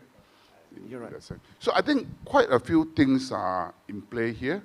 But overall, for me, I term it as Malaysia still need a little bit more time to mature out our whole ecosystem, especially the founders here. And personally, you know what I believe? We have too many unicorns in Malaysia. they will come out to be the unicorns very soon. But that depends on the matureness of the founders. Are they able to go there? Money, I always call this, if you are ready, why are you chasing after money? Money should be chasing after you. No question about it, right? So, if you are mature enough and you are ready to go for the unicorn, look, even the VCs P in US will have flown down here and fund you as well. So, yeah. I think so I agree. That's a great answer. And maybe the follow-up, I think obviously the size of the market aside, because I think every business here has to be regional. But you add the region, you add China, India as well, that's 3.5 billion people, that's a big market. But I think as part of the thing I'll offer up, and maybe you can comment on that as well, is how can PayNet help? Because I see the hunger, right? I've been to fintech events where nobody approached me for anything. I said, if I was the founder, I'd go to every single person, ask for money, ask for help, ask for partnership. But if here I go, then nobody talks to anybody, they're just on the phone. So, but how can PayNet help change this? Because I think this has to happen, right? So is there a role for a company like PayNet to accelerate this and give the founders a little bit of a assist in addition to the funding? Can I take that? Thank you for offering your help, much needed. So we always have issue, if you look at the graph just now, you know, our mandate being the largest VC or the gunpowder that you have is usually at early stage Series C. So this is why we keep on losing, you know, our Sunicons. We have so many Sunicons. I actually agree with you and you as well. I mean, of course, there's many other factors, but we don't have enough gunpowder, so to actually push the businesses to Series C and above. I agree with you. There's so many things that the private partners can actually come into play, or we create more funds, because we have also been working with Axiata, Kejora, and all those people. But it takes a lot of time, a little bit, when you're actually a government agency. We need to go through all the layers and level. I mean, we want it fast. We want it to happen now because we have our KPI, right? They give a KPI, but the infrastructure is not there, or the way we make the decision making. But this is the problem, because we keep on losing, but for how long do you want to lose it? I mean, as much as I've actually studied the budget Madani recently, we're talking about digital economy, blah, blah, blah, and stuff like that. Yes, we hear you, but is the ecosystem is actually strong enough, or are you here to really support us looking into this? And we are glad that Khazanah has stepped up. Still yet to see the result because it's just recent. But we're happy that, you know, Co-op is actually also, you know, been working with us. We hope this continues, and we need more private partnership. Because like Saikid said just now, 2/3 of the VC funding in Malaysia comes from the government, but that is not enough. So, okay, we in the interest of time, we are actually kind of like severely over, but then do I have everybody's consent to kind of like extend this a bit more for about 5 minutes, because I think there are answers that Zelia is looking to give as well. Would that be all right? Yes? Thank you. Thank you very much. I'm going to keep it short. Yeah, because the thing is, I think there's another bit as well that Farhan was asking. PayNet versus government versus private sector. Okay. Where can we fit in the Let's equation? create one fund immediately. Let's create one fund, LPGP. We have one fund, PayNet, and all this, what they to invest. I think that would be complicated. Zelia, go ahead. Yeah, actually, all I want to say is that when startups, you're out there and you're struggling to talk to investors, you are struggling to capture market, talk to consumers. Actually, at our end as investors, we go through the same struggle because we also raise funds from investors. We also go out and pitch to investors and all, right? But collectively, all of us here on stage, one thing with our community is that we all work very closely together for the betterment of the investment landscape in Malaysia. So I think, even from MBAN's side, I think we were promoting the corporate tax incentive probably 5-6 years ago. We were lobbying really very hard, talking to the regulators and stuff like that. And the reason why we did that, because similar again to startups, right? We are always observing the market. Where are the needs, right? What are the gaps that's in the market? And we realize that, like Alan said, right? Angel's pocket is there, but not deep enough. we have a lot of big corporates here in Malaysia who has really strong balance sheet. They're sitting on cash and they don't know what to do with it, right? And then they want to go and set out their own innovation team. Then they, like banks, you set an innovation team, you get some of your staff who are already in banks to be innovating, because then they don't see outside of the box kind of thing, right? But so what we were trying to do at our end is also to influence policy changes. These are all little small steps, but we believe these small steps, if we push hard enough and all of us work very closely together, then we may slowly sort of dissipate that kind of issues where we have all the brain drain and stuff like that, right? So corporate tax incentive now finally is been approved in place.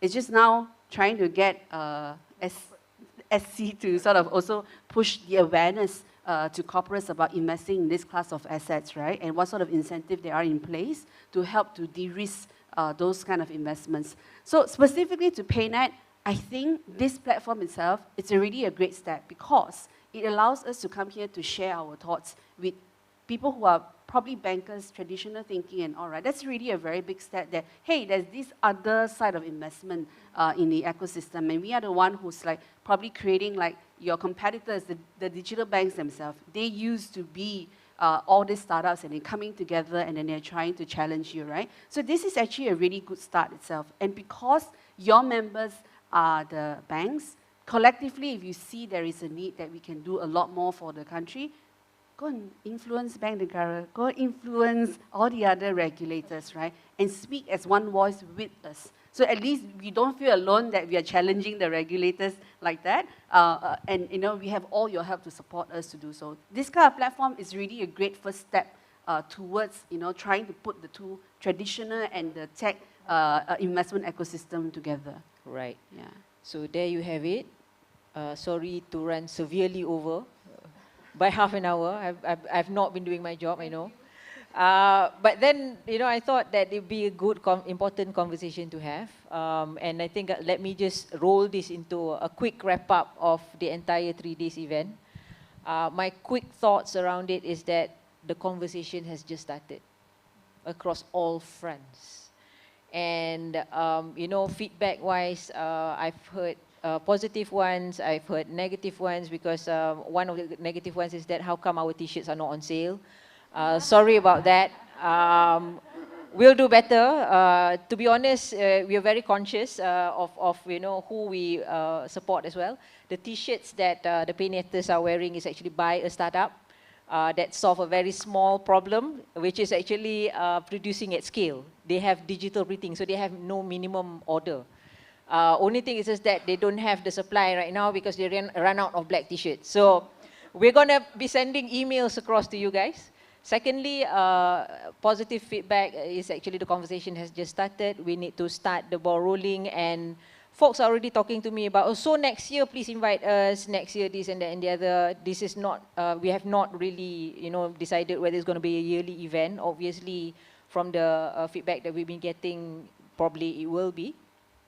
And for any of the shortcomings, sorry, and our apologies for that. And I think that's a wrap for this event. Thank you so much for your participation, and see you again. Thank you. Over back to you. All right. Thank you so much, everyone. Do not go anywhere. We'll take one last group photo, then I'll release you all for lunch. So sorry for holding you all for too long. Let's take a group photo with the panel.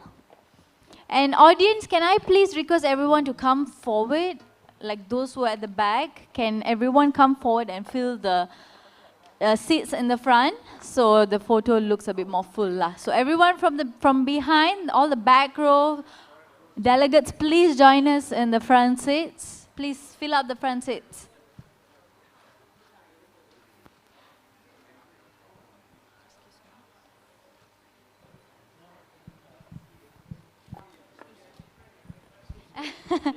Come on, come on.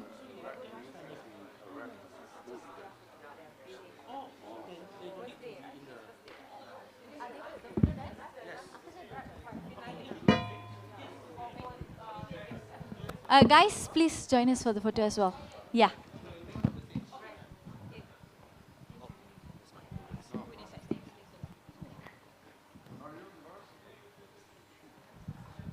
All right, come on, come on, come on. There's a lot of seats down here. You can sit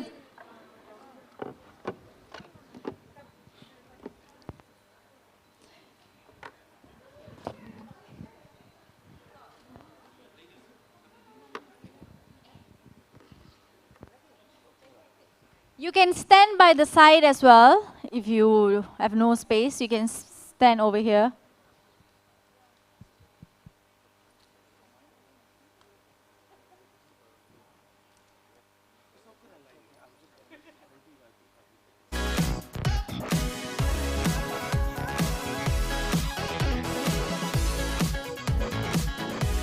Gentlemen, come on, be seated, please.